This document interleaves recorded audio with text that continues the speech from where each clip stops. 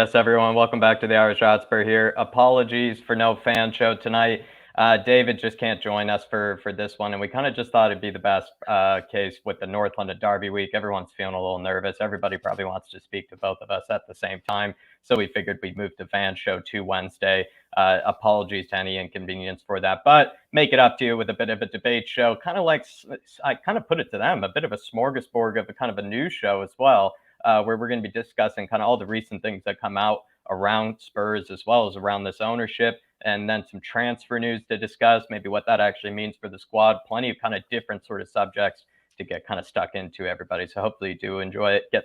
Smash that like button before we get started, but going to go around the horn here and ask everybody how they are. Sean, good to have you as always. How are we today? And like I said to you earlier, watched your morning walk today, and the camera little jiggly thing has been fixed.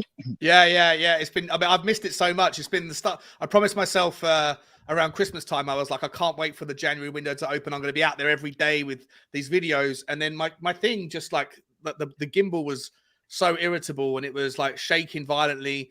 And so I gave up and I sent it back to get it repaired or get it replaced. And it took, because of the post strikes, I haven't been able to do any content in over a week. So today was the first day back.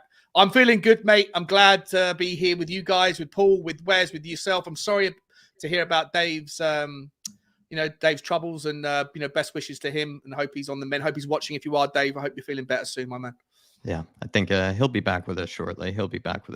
And to those that do know, Dave, at the end, he's good, but he's a private man. Doesn't always want to just tell everything that's going on in his private life. But he's been just kind of letting us know, everybody, what's going on. I think he's also going to maybe find a time and place this week to bring it up live on camera when he's here with us. But Dave is all good. I don't even know what I'm saying here. Wes, how are we? Good to see you again. Thanks for all the work you've done with us on Portsmouth, Crystal Palace. And here you are again Monday leading this panel with us. How are you, Wes?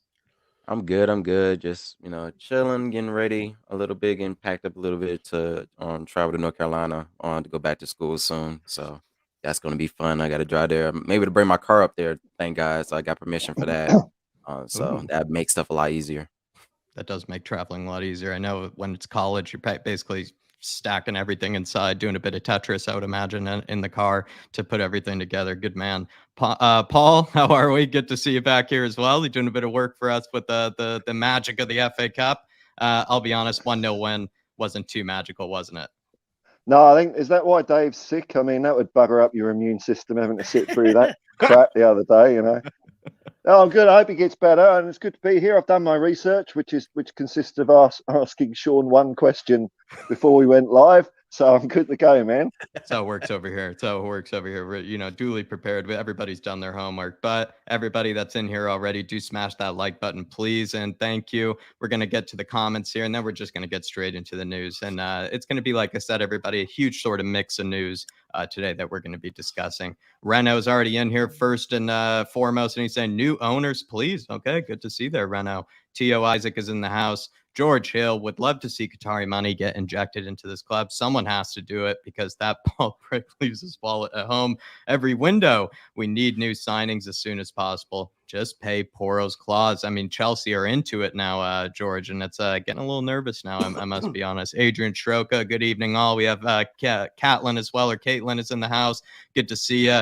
Tequila is in the house. I'd buy that for $1. New owners, maybe. And then he says, Jacko, give us this, sir. Thank you kindly, sir. Big up, Tequila. Hopefully you enjoy the new intro as well. Nick was able to get a good sir, a quality sir for the new intro that we have.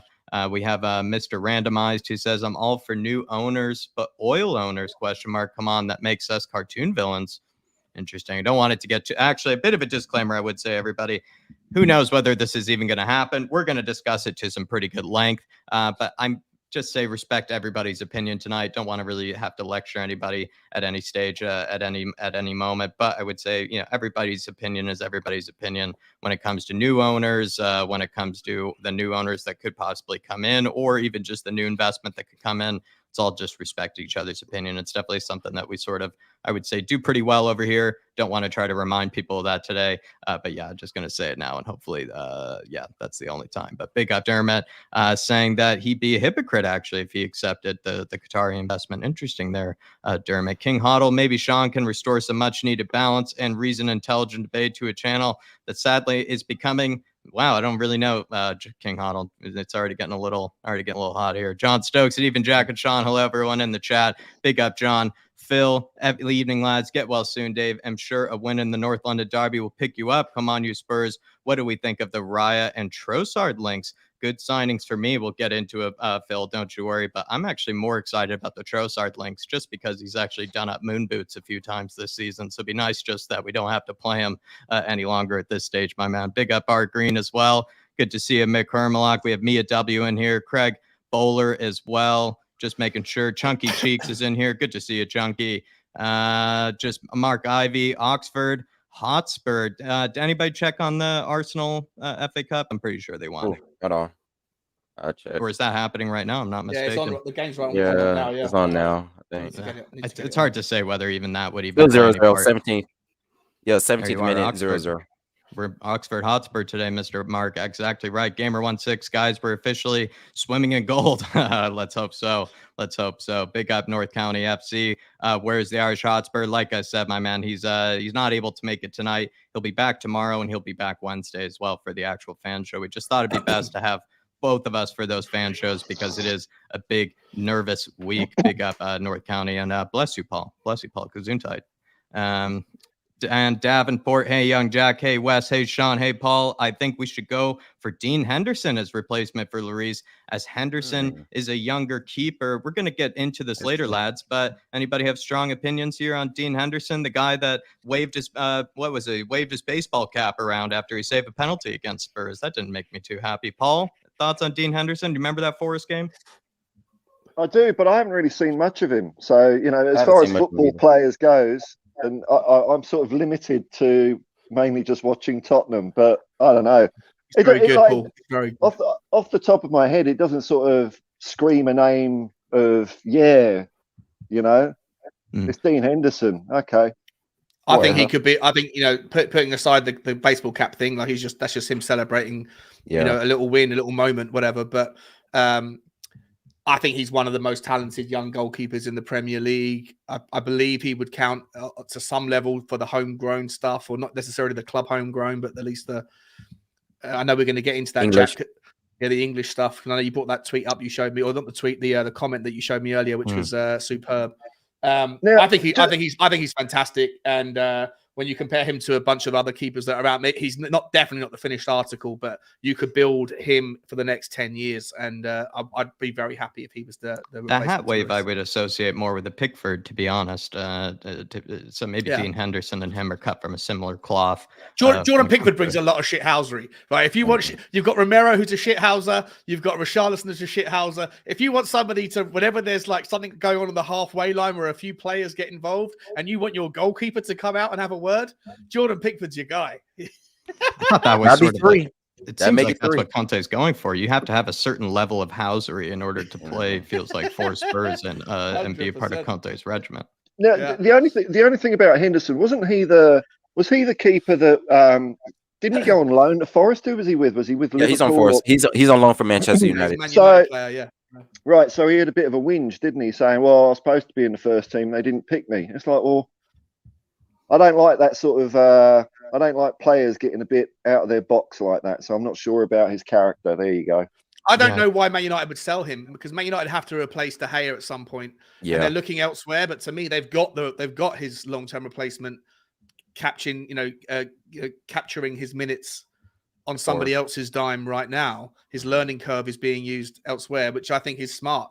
I think United will just bring him back. So I don't hold any hope for it, but good player for sure. Yeah, he was young player of the year for Forest for 2 years straight. So I think at Sheffield United, I think. Hopefully, you can keep them out of relegation this season. It's not going too well for Steve Cooper at this moment. Not too many opportunities for Dean Henderson to wave the cap, except against Spurs. Lisa, what a panel. Good afternoon, all. Enjoyed the morning walk, Sean. Glad you're back. I enjoyed it as well, Lisa, and it was good to see. Lisa. Hope you're well. It's good to see the camera fixed, and good to see Sean be able to. Also, I would say good timing to have it fixed too, Sean. Let's be honest. With all the news that's come out, it's all worked out. Perfect story for me to talk about, isn't it? It's all worked out. Is anyone keeping one eye on the Oxford United Arsenal match? Yeah, I'm watching it on the side here. Okay, cool, man. It's still 0-0. Still 0-0, 20th minute. Not much. We need some people with somebody's got to put a hand to the to the air at one stage. Heard around the Irish Hotspur ground for Oxford and Arsenal. Would you say, like, if Arsenal were to maybe not get the most, I don't know, like, let's say they didn't have a great performance in this one, does that play at all into the North London derby? For me, it kind of doesn't. I feel like, you know, that. Well, if they lose, it does. If they lose, I think their confidence is not, because Oxford will be only the second team this season to have beaten Arsenal. You know. Takes a little scalp off of there. It takes a little bit off the top, club. You know. And then they had a draw against Newcastle just recently. So yeah, they've been kind of stuttering right now. Form. Yeah. Alrighty. Well, everybody, we have somebody we're going to be covering, from, you know, people telling us the Arsenal score, to the ownership, to this Leandro Trossard news. Like I said, a huge smorgasbord of news today. Anthony Rose, big up Jack from Australia. Good to see you, Anthony. We have Daniela in the house as well. Guys, do you think any of you were going to sign Porro or Trossard? I would say the more likely one could be maybe Pedro Porro, just because it's sort of been linked with us for a long time. I'd be surprised if it all of a sudden just sort of went to Chelsea. It'd be not a surprise if the Chelsea just kind of went out from underneath us and, you know, took them. But it seems like that's the one we've been kind of connected to the longest, if you ask me, Daniela. Steve D, good to see you in the house. Good time when that Holston kit was being warned. Paul, better times, Paul, when that kit was being worn. Love those kids. I don't know, because we're sort of in the, you know, near the Jerry Francis years, so I don't think we're setting the world on fire. But no, is that do you own that from those days, or have you purchased that? You've had it for 20 years. Okay. Yeah, 25 years probably. Wow. It's one of the few shirts I didn't lose custody of. I must have been wearing it when I left. I say those Adidas kits are probably some of our most known, like, kits and, like, fan base wise. Well, I like the Hummel kits from Hummel too, and then Hummel. Yeah. But I like Adidas as a manufacturer. I wish we need to go back to them. Do you dry clean it, Paul? How is it so well preserved? I've got this machine, and you put dirty clothes in it, and you push a button. There you go. Dry clean? Are you kidding me, man? I don't know. That's what seems like. Sometimes they peel nowadays, you know, with how you got to air dry them and things. Got to air dry it. Newer kits, I've got all the letters come off and they fade, and that's why it's just needed some secrets. Wes, do you have any secrets? Yeah, with my kits, I try to I try not to get sweaty in them and all that. I try to wear them in good, you know, areas and condition, like probably inside when I go to a bar or something like that. But usually I like cold water wash it if I need to wash it for some reason. But usually I really don't have to most of the time, because I don't really try to be in areas where I'm gonna be sweating a whole lot outside with it, unless it's a kid that I don't care about. It's hard to watch Spurs and not be sweating though, let's be honest. Yeah, that's true too. And then usually you're supposed to let it air dry. You're not supposed to put it in the dryer. You're supposed to air dry it, I think. Okay. That's probably supposed to be. Yeah. This is all witchcraft. Jackie just goes down a stream with 2 rocks and. This is exactly what David wanted to be listening to for the debate show tonight, is, you know, how to best be dry cleaning or not dry cleaning your kits. That's what he wants to be listening to. Smash like and subscribe. Harry Kane, this is what they came for. Harry Kane, good evening, guys. If I didn't say hello, it's good to see you. Keenan is in the house. Steve D, good to see you. We also have King Hoddle. Like I said, I don't think your comment got aborted unless somebody or deleted. I didn't do it. I'm almost too busy with clicking on all these other comments at the moment, my man. But good to see you in here. Paul, King Hoddle, as always. Paul Markey, best young class keeper out there, is Kelleher, who needs an away from Liverpool. I can't pronounce his first name there, Paul, but Kelleher, that the backup Irish keeper for Liverpool, he really likes. I must be honest, Paul Markey, I'd go after Bazunu, the Southampton keeper. I think he's actually better than Kelleher. I think he's. It reads like a Chinese dish, like chicken chow mein. It looks like chow mein. Chow mein Kelleher. He's tasty. He's a tasty keeper. Any strong opinions on Kelleher, lads, or do we maybe I don't kind of even like know much myself? about him. I prefer Bazunu. He's that Southampton keeper. He's looking really good for them. He's Yeah, I also seen him. the Ireland #1. In fact, I think Yep. he's ahead of Kelleher, Paul Markey, and I really like him. He's like the Irish Neuer by the looks of things. And it's kind of funny that Ireland are kind of producing so many Yeah. good young keepers at the They're moment. starting to. It's a very strange position to be so heavily saturated in, I think, the keepers. But there you are, Paul Markey. I think for me, it would be Bazuna. I wouldn't actually go after Kelleher. And I think if Southampton were to get relegated this season, maybe a more likely possibility that we could pick up a certain Bazuna. But anybody have strong opinions on Kelleher? To you, Wes? No, I don't know much about him. I haven't seen much play much, to be actually honest with you. So I think he had that FA Cup thing last season where Yeah. he kind of, he's shown for a little bit while Allison was injured. Mhm. Allison had a huge blunder, in fact, the other day. Oh, yeah, he did. Mhm. Dermot here with the super chat. Sorry for my comment. For me, the young Irish goalkeeper at Southampton, seen him loads for Ireland. Get well soon, Dave, from THFC till I die. Appreciate you, Dermot. And yeah, I'm in the same way. I'm Gavin Bazunu all the way. And like I said, Dermot, please. I think all opinions. It's a touchy subject tonight, and I fully recognize that. But I just think it's best that we all just sort of respect each other on wherever we come on the spectrum of it. Let's not shout down each other. Let's not call, each other names or anything. It's just sort of been always a pleasant, community. It's been a very pleasant chat always. So let's keep it that way. And I think, it's not usually something we usually have to say because you guys are so great at it. So it's, I'm going to leave it there, Dermot. Appreciate you, my man. Big up, my man. And like I said, don't want to pressure you into thinking a certain way or anything. No echo chambers. I'm going to get to the bottom of the chat here and then we're going to get kicked on. Custom Spoons, evening chaps. I hope we get Pickford. His kicking is very good. There you are. I'd like to see it. David Clark is in here as well. Daniel Sandoval, sexy panel. Okay. Well, I guess both of us did our makeup then, Paul. Yeah, I paid him a good tip. Inside today. joke for what you were saying earlier. Eamon is in the house. Henderson is no good with his feet. Playing out from the back should be an issue for him. Get well soon, the Irish Hotspur. Appreciate you, Eamon, for saying that, my man. And then we also have Brian McGuire in the house. Good to see you, Brian. I'm going to get straight into the questions here, everybody. While I'm doing that, do hit that like button. Please keep getting the comments in. But we're going to get warmed up with a Gareth Bale retiree announcement. And he's retired officially from club and international football. I kind of have two questions prepared for this one. Kind of the basic one we're going to get over and done with, which is still a brilliant one to have, which is, what is your favorite Gareth Bale moment in a Spurs shirt?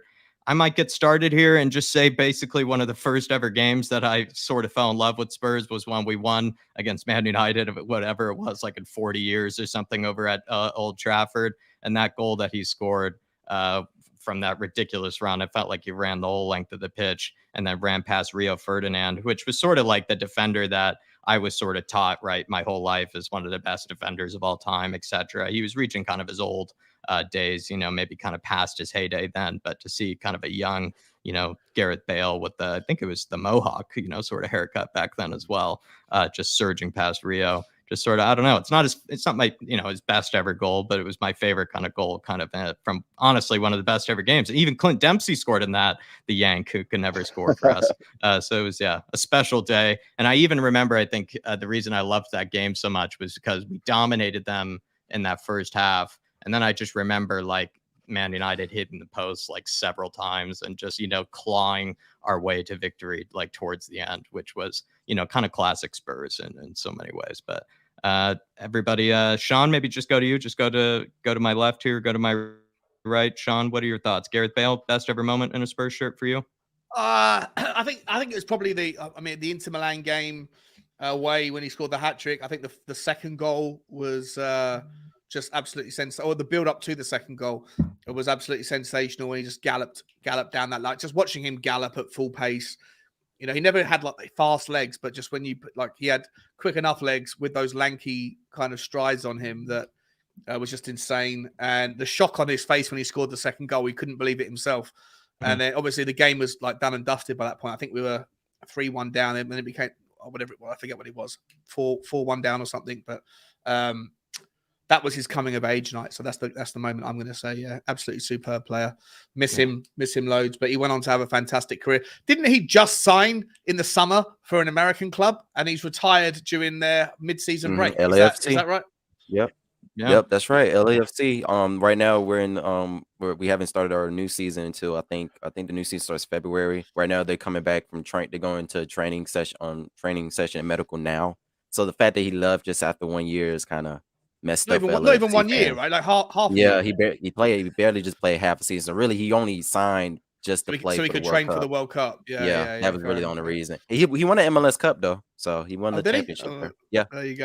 There you are. There you More are. trophies than anyone in Tottenham. What about you, Wes? What's your favorite Gareth Bale moment? Any Well, iconic ones for you?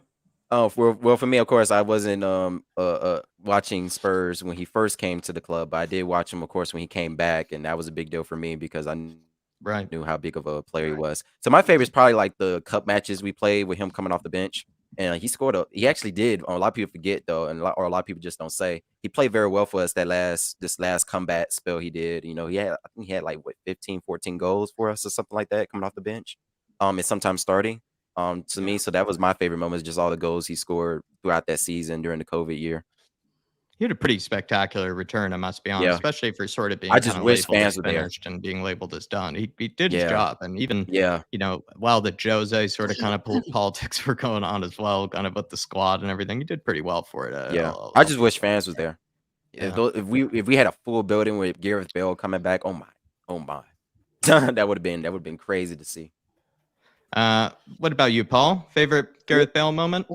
Yeah, I'm going to agree with Sean. I think it was, Gareth Bale versus Inter Milan. It was incredible. I mean, in both legs, it was that first leg where we were up against it. They were all over us, and then he just changed the game all on his own, pretty much, and that really gave us the confidence to go at them in the second leg as well. So that was an amazing performance. It was brilliant. So good luck to the guy. Hope he has a nice, happy life. Yeah, I was going to then ask this question here, and maybe I'll just come back straight to Paul. Do you feel like his sort of best days were kind of like just in his career? Were they with Spurs, or were they maybe with Real Madrid, would you say? Like, was his peak form, his peak ability with Spurs or with Real Madrid? Because I feel like with Real Madrid, he kind of, he got the man bun and all that stuff when he went there. He learned a thing or two over in Madrid, but was he a better player when he went there, or was maybe his best version of himself at Spurs? How would you answer that? It's hard to say. I mean, he's probably near his peak either way. I think he probably played better for us, but he was more successful at Real Madrid. He got the trinkets and baubles, so I didn't really see too much of him play with it. When he went to Real Madrid, it was more stories of discontent and not being picked and stuff like that. Right. He was not a favourite down there. So, I think we probably had at least some of his best years for sure. How would you answer that, Sean? What do you think? His best days were maybe his peak form, like his best version of himself. Was that with Spurs or was that with Real Madrid, would you say? I think it's at Tottenham, because I think you have to take into context that he was, so many. Listen, I'm sure we're going to talk about some of these players later on. Players that we're linked with, like whether or not they're at their best when they're the big fish in the small pond, or the giant whale in a medium-sized lake, or whatever you want to call it. At Real Madrid, he was one of many superstars, and the fans hated him for the largest part of his career there. They didn't appreciate his application, his effort, his energy, because he was one of many. But look, he obviously had the most success at Real Madrid, and he contributed in the big games for Real Madrid to find that success, like the overhead kick and stuff in the final. All that's brilliant efforts, brilliant moments. But generally speaking, I think as a standout, I think his best memories that don't include necessarily lifting trophies were probably the moments that made him, the moments that brought everyone's attention to this Welsh kid who came from, I think it's Neath. One of my best mates at university. Neath is like a tiny town in and amongst South Walians, which are there's only 500,000 South Welsh, or there's only 500,000 Welsh people, I believe, right? And he was one of them. And so he's not even a kid from Cardiff, kind of situation either. Yeah, he's not. Yeah, but even including all of Cardiff, there's only 500,000 people in South Wales, right? And so, and there's so many superstars of sport come out of there. But he's probably, like, when you think about rugby and everything else, I think probably he was the biggest, or one of the biggest ever. And I think that started, and I think the best memories that he'll have personally, I think his best moments were in a Tottenham shirt. Probably in that order, maybe as it goes, even it'd probably be Spurs, maybe Wales and Spurs kind of equal for his best moments in his career. Maybe to be fair though, Jack, Madrid, he'll probably think his best sporting moment was sinking a 45-foot putt, at the Belfry or something, on his day off. Yeah. How many good shots he had in front of a good gallery. Golf, Tottenham, Wales, Real Madrid in that order. Yeah, absolutely. I don't know. I'd say it's a confusing one because with Real Madrid, I feel like his technical quality and everything might have even gotten it and actually better because he did score some spectacular goals for Madrid that he didn't really score for Spurs.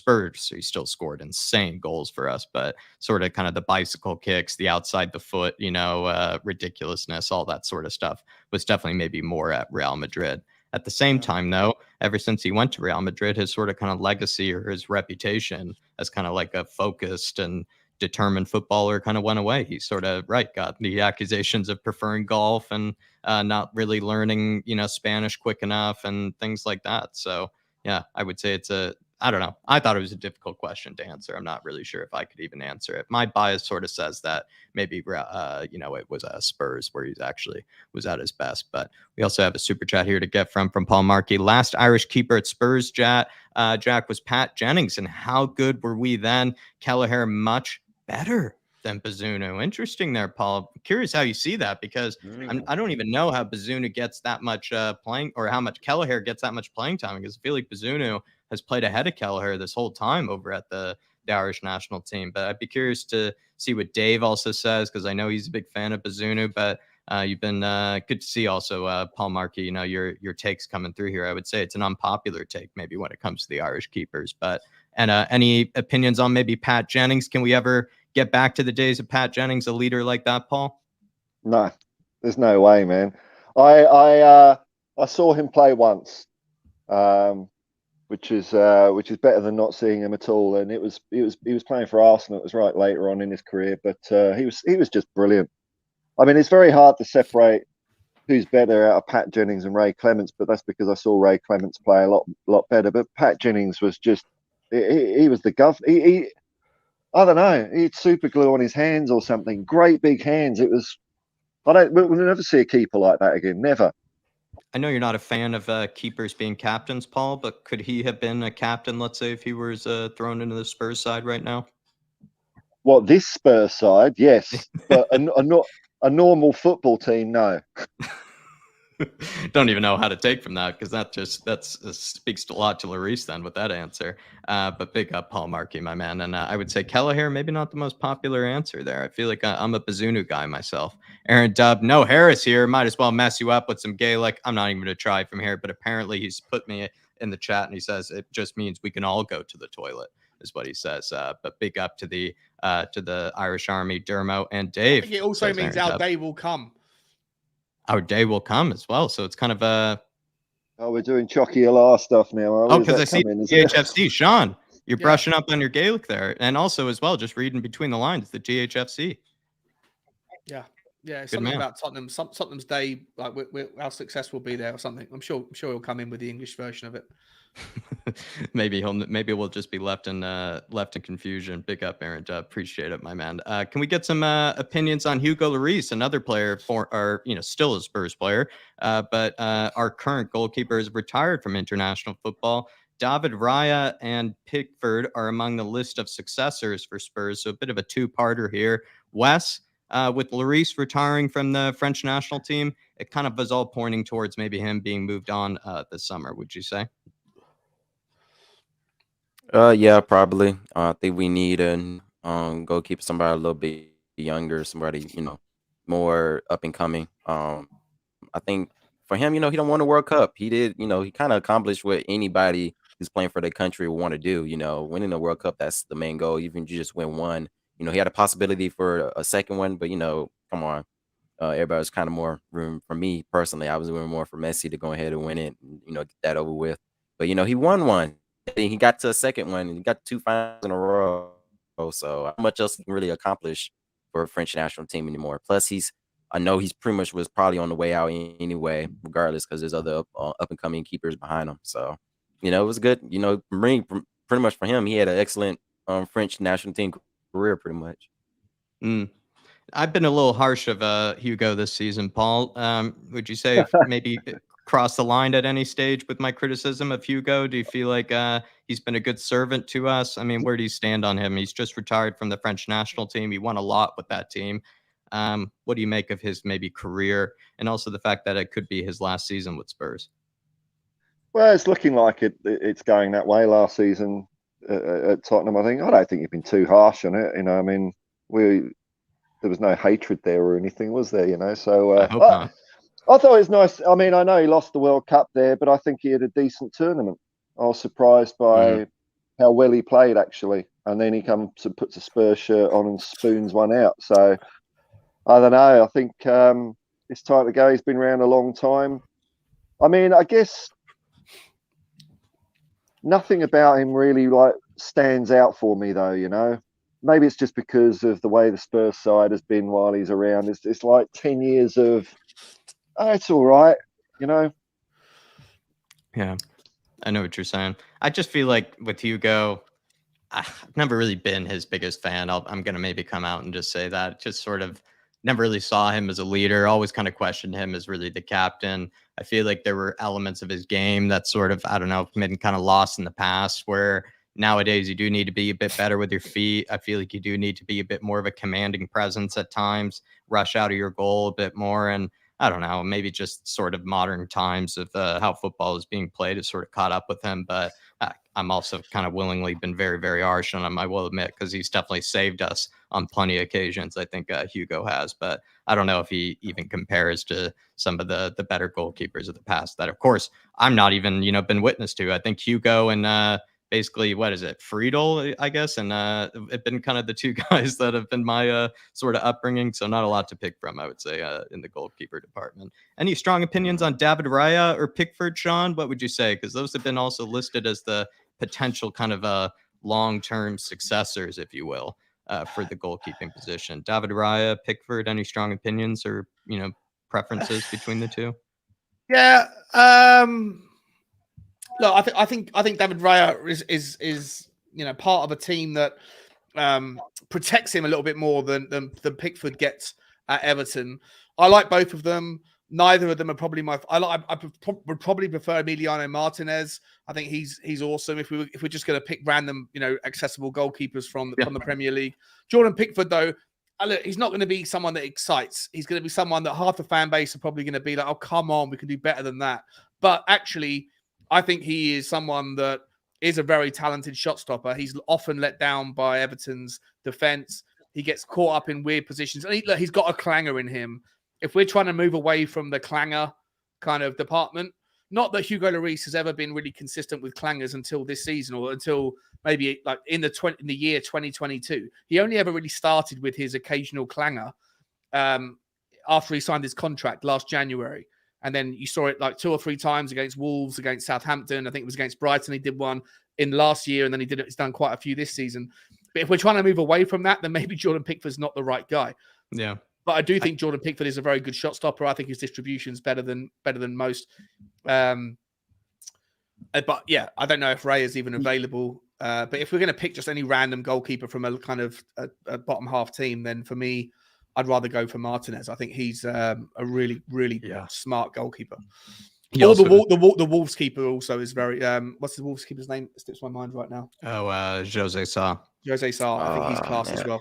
He's very class. Yeah. Emi Martinez is also high on the Housery levels, I would say. Yeah. He's a massive Housery fella. Yeah, which is good to see. And if you are to have a goalkeeper that is, maybe deserving of being a captain, like I said, I'm not a fan of a goalkeeper being a captain, but if you were to have one, maybe Pickford or Emi Martinez would make a bit more sense because they're very, they're very loud. They like to be heard, let's say, and they like to be seen.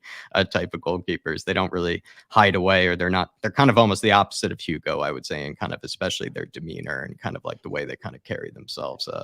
Where Hugo's more of kind of, like I said, he's kind of like a cat that just seems to jump after various shots that are headed his way.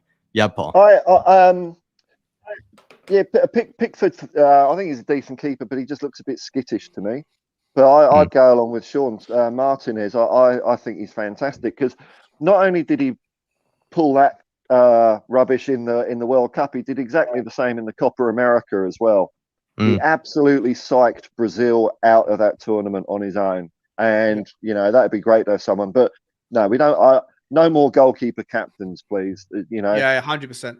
Centre half or centre mid. Yeah, it has to be for me. It has to be Højbjerg. Yeah, I was so disappointed when in the friendlies we played recently, when Højbjerg was playing, and who did they give the cap? They gave the captain. Was it to Ben Davies? I forget who they gave it to. They gave it to someone. Yeah, they gave it to somebody like that. Yeah, they gave it to someone random. It wasn't Eric Dyer. I think it was Ben Davies. And Højbjerg was starting. And Jack, we were talking about it. I think we were talking about it. It was against Nice. We were talking about it and going, "What the hell? What sort of disrespect is that to Daddy Salzburg?"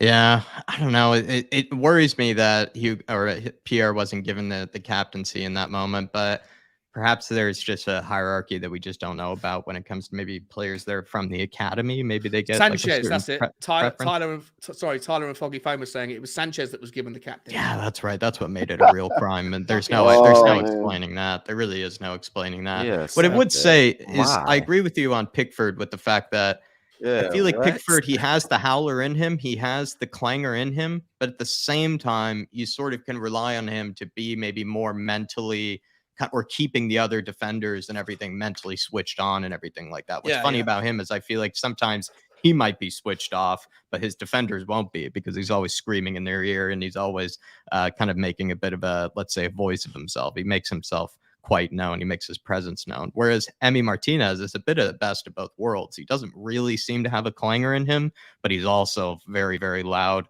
and very kind of let's say, just makes his presence quite clear, which is sort of the best of both worlds, if you will. I think with Emi Martinez, it's a good choice there.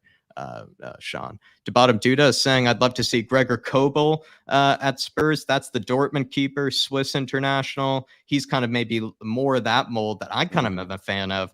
Wes, do you like the keepers like myself that are good with the ball at their feet? You can give them a back pass, a bit of a hospital. They can handle it well. They're good at also spraying it to people. They're just good for kind of how the game is being played nowadays, which is using your goalkeeper a lot more in possession. And Gregor Kobel's really good with the ball at his feet. And he's also just kind of more of that young kind of a, I will be honest, kind of a, I would say he looks like Meslier, if I'll be honest. He kind of looks like an Elon Meslier, the guy over at Leeds.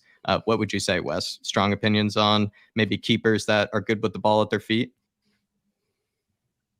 Yeah, but because I think we need a goalkeeper that can distribute, which is what we need for this specific formation we're playing. Also, and I like him at Dortmund. He's been, he played for Hoffenheim, played for Stuttgart, but he mainly came on the scene with Stuttgart and then went to Dortmund later.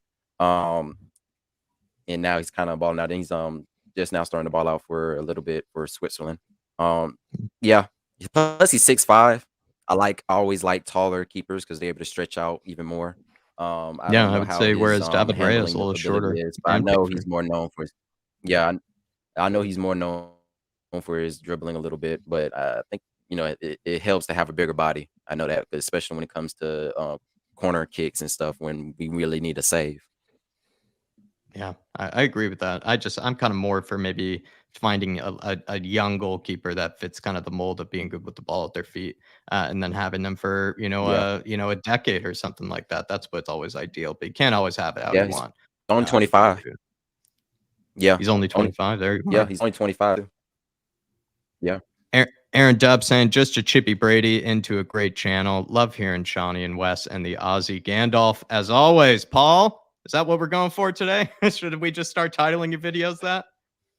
You shall not pass. Which is what I would say to any goalkeeper that thinks they can play football. I think that I like to keep goalkeepers simple, man. Catch the ball with two hands, hoof it up the field and let the midfield sort it out. Because the number of times I see goalkeepers that think that they have the arrogance to think they can dribble past opposing centre forwards, and 9 times out of 10 they might get it right, but 1 time out of 10 they'll screw it up. And I don't like this distribution from the keeper. He's a keeper. Boot it. That's it. Learn how to save first in your eyes. That's what modern football is, though. Yeah, a lot of Yeah, well, What would you say then, Paul, to, the fact that maybe I don't know, is the modern keeper, is it too focused on trying to, maybe be good at their feet? And also, uh, how would you put it? Like, would you rather just get a guy that is only save first, like kind of maybe like a Nick Pope or something like that? Nick Pope is not very good with the ball at his feet, but he's good at saving it. Would you like just somebody that's just a big, tall tree behind the sticks? Someone like yeah, that? like a big Packy Bonner or someone, I mean, someone that can throw the ball out has got a good arm on them, but I really don't care how good they are with the ball at their feet. I don't care. Mm. I just think they've got hands. That's what they should be using. Mm. I must be honest, Paul. I think we find ourselves, on different ends in the political spectrum of the goalkeeper. That's maybe that's why I positioned you on the right hand side on this stage. We got different We opinions should on the say that. goalkeepers here. Daniel Larson, Well, we should try and it was my hijack the fault. Jan Sommer deal. Just $5 million for such a fantastic keeper. He's actually on the shorter side, I believe, too, like David Raya and Pickford. So if we're going to go for a big, big, tall keeper, not sure if Jan Sommer is the guy, but he does have a lot of experience and he's quite good. I feel like he has a clanger in him, though. I feel like I've seen him have clangers in the past, and that's just maybe me seeing a bit too much Bundesliga from time to time and maybe being a bit harsh on him. But I don't know. I think he's on the older side as well. So I don't know. It could work out, and it is a cheap deal what Spurs do like, but I'm not actually the biggest Jan Sommer fan. That's just me, Daniel. And again, I feel like I'm conflicting with everybody today, Sean, on keepers. I don't know what it is. I feel like everybody has a different opinion on goalkeepers. Healthy debate, mate. Healthy debate. Oh, Healthy 34. debate. No. Healthy debate. Yeah, 34. He's 34. Yeah, That's an L. Tall. Yeah, no. Yeah, he's only 6 foot. No, that's an L. I'm sorry. Wow. That's like if we're on it. Yeah, he's a good keeper, but I'm like, that's like I guess if we can't find our guy, that's like somebody to just come in for like a year, maybe. But that's not somebody to, I see what you're saying. Yeah. And yeah, like I said, too old. Maybe too old. Daniel Larson, big up, my man. Appreciate the support. And yeah, there it is on strong opinions on the Hugo front, especially for myself, as per usual. But we'll get into it here, everybody, to kind of the meat, into the business, into the main topic that you can see on the thumbnail today. It does have to do with the fact that PSG's Qatari owners are looking to invest in a Premier League club and have met with Spurs chairman Daniel Levy, and that is according to Sky Sports journalist Kaveh Sol Heckel, as well as Paul O'Keefe, the very close, let's say, influence to the Spurs community, has also confirmed that Daniel Levy and Mr. Al-Khelaifi of PSG have met in London last week, as well as Qatar at some stage, but Spurs are denying the meetings even took place. Al-Khelaifi is the president of PSG and the chairman of the Qatar Sports Investment Fund. The QSI is have complete ownership of PSG, as well as a minority stake in the Portuguese club Braga, who I have a soft spot for because their stadium was carved out of a mountain. That's a quite lovely looking stadium. QSI are supposedly ramping up their football investments in 2023 and are looking into minority investments into a Premier League club. I believe it's only one club they're looking for investment in, and it is a minority investment, by the way. And that club could be Tottenham Hotspur, according to Ben Jacobs of CBS Sports. Sean, I'll start with you here, and we're going to go around the horn here on this exact question, so I want everybody's opinions. But Sean, plenty do think this could all just be a PR campaign by Tottenham to make it seem as if there could be a big investment in January, only for it to turn out to be nothing, and the hope is all gone. Do you believe this is a PR campaign employed by Enoch and Daniel Levy? No, I don't believe it's a PR punt.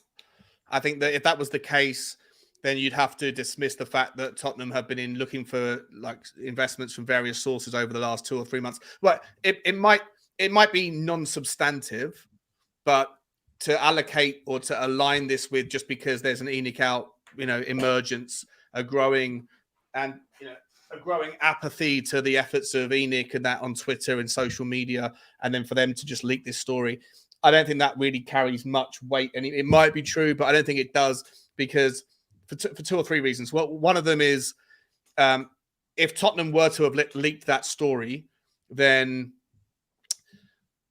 their official stance would probably be something more along the lines of no comment, because no comment means that you leave it up to interpretation. But if they come out with their official stance being nothing has happened, then they're almost extinguishing this or trying to extinguish it.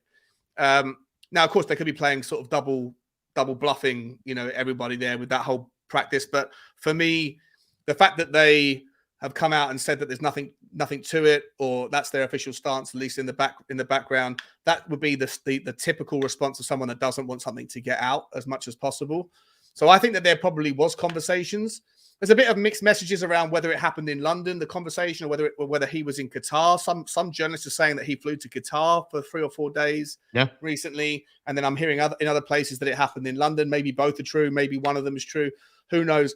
But I don't necessarily think that there's anything substantive to run with. Personally, I think that the whole thing, it's very illogical. It's difficult for me to get my head around the idea. And again, not to create any political thing, but just to call it out here. Yeah. Like we have to call a spade a spade. It's unusual for Arabic ownership, Arabic businesses to deal with Jewish business owners, right? There is that political history that you have to confront. To me, I think what's even more unlikely, it would be one thing if an Arabic entity was to try and buy out a Jewish entity. That in itself, I think, has problems, because I don't think that anyone would ever want to see like they're losing in the negotiation. But it would be even less likely for it to be a minority ownership model where these guys come in and have boardroom seats, right? And they have up to 30% potential purchase rights. Because then you're going to have, again, with all due respect, Arabs and Jews sitting at the same table on an ongoing basis, which, and I'm not saying it can't happen, but it's just unusual, incredibly unusual traditionally. Mm-hmm. And on top of that whole thing is even amplified even more by the fact that one of these parties is so risk averse, where his desire is to try and eke out as much value as he absolutely can from every deal. And the other party is somebody who has such a, traditionally a liberal disregard for value of money, because they have so much of it that they just want the best out of everything and are willing to pay. And if you're trying to sit around a table and figure out, well, what do we go for here? You're going to have not only the political differences of opinion, but also the approaches to business differences of opinion. So I don't think there's much to it. I think it's incredibly unlikely it will happen, but I do think the talks have taken place. I don't think it's made up. I think there has been conversations, but I'd be surprised if surprised if we were the only club that they were talking to. I do have a quote that I took from your walk this morning, Sean, that sort of connected with what you're saying, but I'll ask you on it later. To you, Paul, I don't know, is this invented? Could this just be, you even kind of texted me saying the moment you looked into this news, you could kind of smell it as being maybe fake. Do you feel like this is invented, maybe fake news by Spurs, or is this just, I don't know, do you see any truth behind these rumors? I think I said it looks like bollocks to me, but I don't think it's an invention by anyone at Tottenham. It doesn't. I don't see why they would do that and then deny it and all that sort of stuff. I don't know where it's come from. I mean, what Sean said, I disagree with Sean there about Arabs and Jews there, because if we're talking about the extremes of, I'll put it in terms of good and evil. On the evil side, we've got massive amounts of cash, money, investments. I think Jews and Arabs can put differences aside when it comes to that amount of money. We're talking about individuals here, not nations. But then on the good side, which I would call football, I don't think Jews and Arabs disagree there. I mean, I saw Ben and Sim on the We Are Tottenham TV channel during the World Cup cheering on Saudi Arabia and Iran. So this idea that Jews and Arabs don't get on, I think that's maybe what everyone's supposed to think. But I think when it gets down to individuals, I don't think really a lot of people care. They can kind of separate regimes or governments or whatever from the bits underneath. Yeah. I'm not saying I'm not saying that every Jewish person and every Arabic person can't get along. I'm not saying that at all, but I'm just saying that traditionally it's an unusual business model. Like it's not something you see traditionally too frequently. But I take your point. Wes, welcome to put on your tinfoil hat here. Could this have been invented? This news by the Spurs ownership? Could this be just good PR that's invented by the Spurs ownership to make it look like there's money in January? It could be, but then again, I think it actually may be an actual viable option for Levy specifically because he knows that he's on his back. Like I've been saying, he's on his back legs. He know that his boss doesn't really want to spend their own money. So why not get another partnership that can spend pretty much infinite money? And then of course, I think the other thing is, we have a vacant naming rights thing with the stadium. And to me, I think that's the real reason why they're probably specifically looking at us specifically because of the new stadium, because of the NFL deal, because of the deals we already have in place globally. We're just pretty much, if you look at it business wise, we're at an advantage to the other clubs that are supposedly, it's more supposed to be bigger than us. We have an advantage in that way with our business model and how we got everything set up. And of course, the owners at PSG pretty much like that kind of stuff. They like the setup that we already have. And just that really all we really need, and I'm sure probably Levy hopefully done told them that we really just need investment in the team specifically, but they don't want to, Enoch doesn't want to spend their own money. So to use somebody else's money is more of a, okay, that solves both the problems. He'll get the fans off his back if he's able to get that kind of investment, especially if it's a big investment where it specifically goes to transfer policy. And that pretty much, it would put him off the hot seat a little bit, have it cool down a little bit, is more so to speak. And I think when it comes to the demographic thing, when you have a whole bunch of money in front, that's pretty much about business. I think all that kind of stuff kind of go out the window when it comes to like business like that. When you talk about millions upon millions of dollars, possibly, and then of course expected profit and the profit you can probably receive from this kind of deal happening.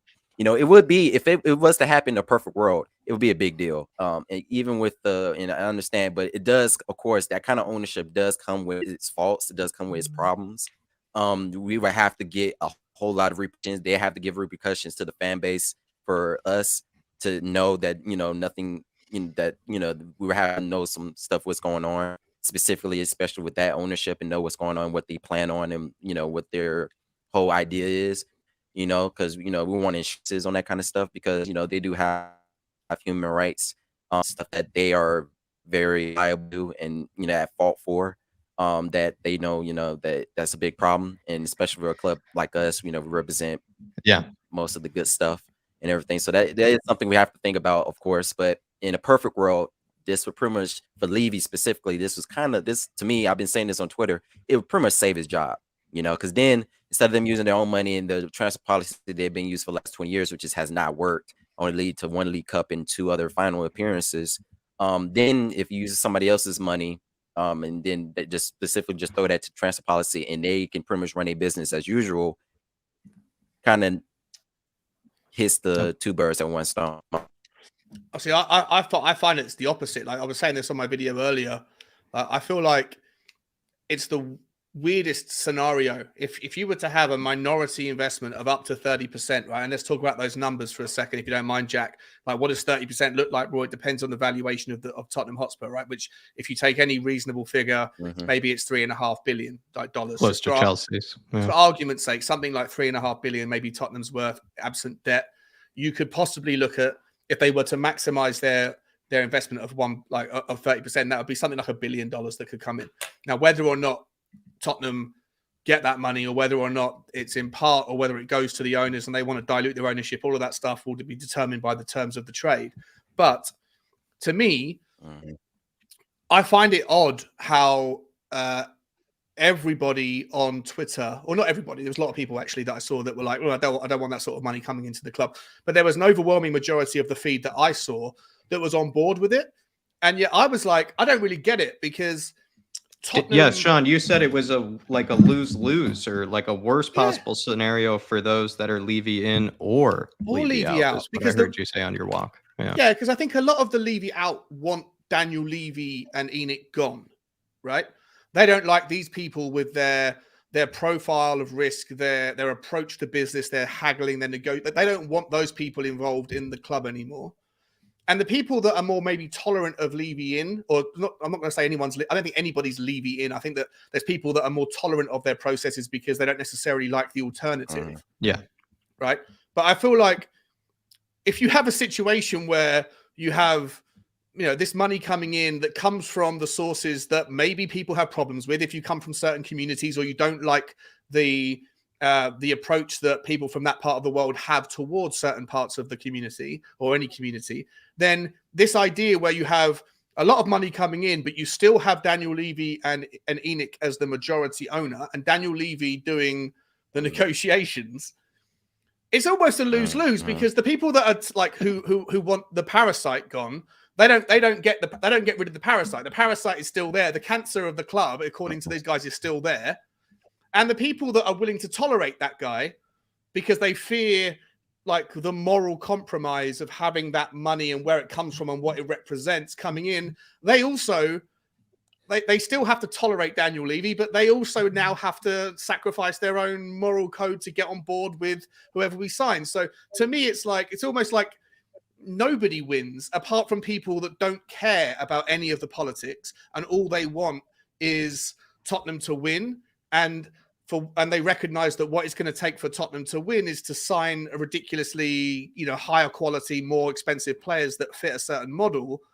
And you could, as I've said on my video, you could categorize those people as being people who are looking for sugar daddies, like the Anna Nicole Smith of the football community, who are 21-year-old good-looking girls who want to go and marry a 75-year-old multi-millionaire and do whatever's necessary to keep them happy in order to have nice things bought for them. So and I don't know how many people in the Tottenham space are of that ilk, where they don't really care about any of the other stuff. They just want success at whatever cost. But for anybody that is somewhere else in that mindset, I don't think a 30% ownership from Qatar that also has Daniel Levy still at the club, I don't really think it makes sense for anybody.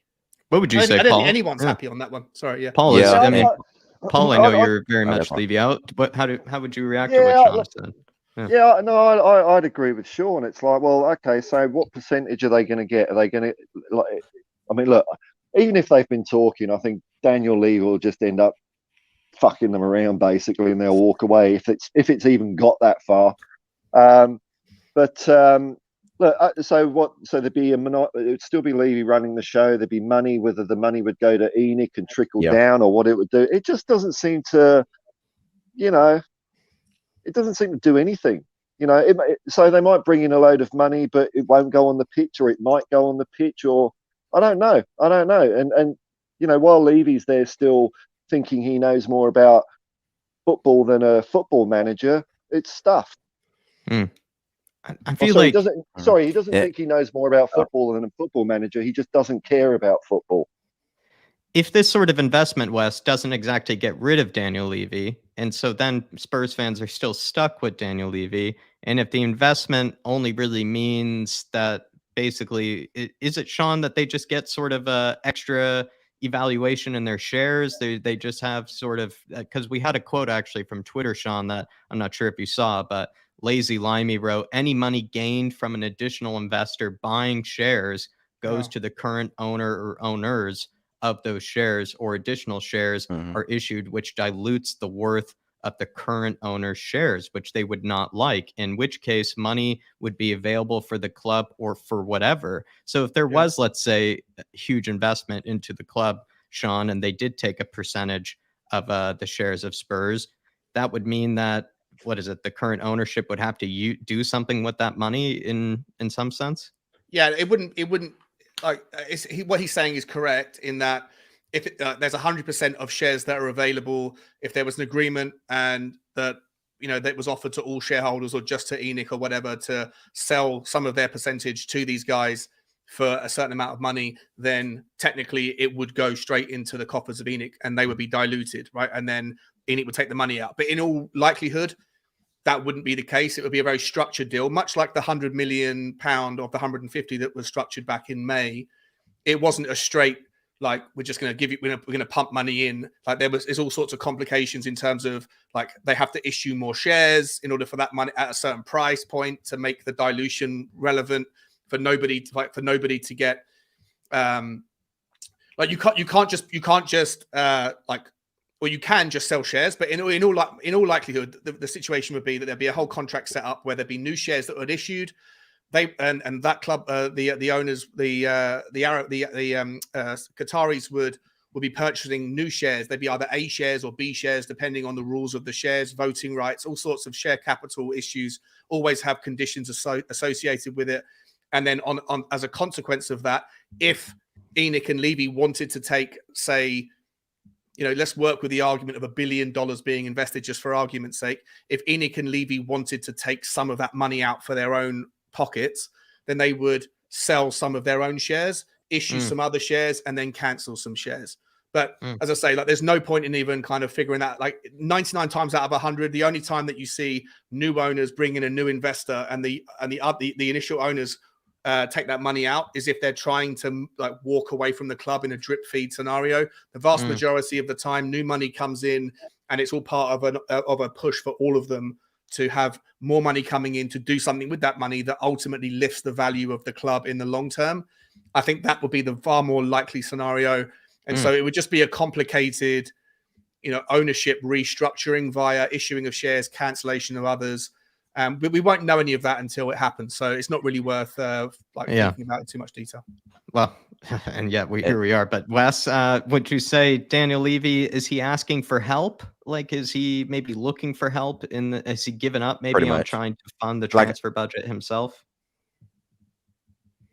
Like I said, I think with the way their transfer policy they currently have, I think ENIC just doesn't want to use his own money for I don't know what reason. I don't get it, because they have the money and they definitely have the profit to use whatever, because this is what they've been saying to us in letters, and the profit that comes from the club that we're going to use for the club and all that kind of sort of stuff. It's clear that's not really happening, because we're supposedly making a whole lot of money, but we're not really using it like how fans would think we would be using it on the transfer policy that we currently have. It seems like we're still running as if we're a middle table to end of the table type of in the Premier League almost, from the way we act, like how we spend in the transfer policy. So I feel like, to me, I think probably they're thinking like, we just use somebody else's money, then we can just do business as usual. And usually if you get a higher quality of players, yes, that does pretty much bring up the value of the club as well, with the amount of good players you get or seen as good players on pitch as well.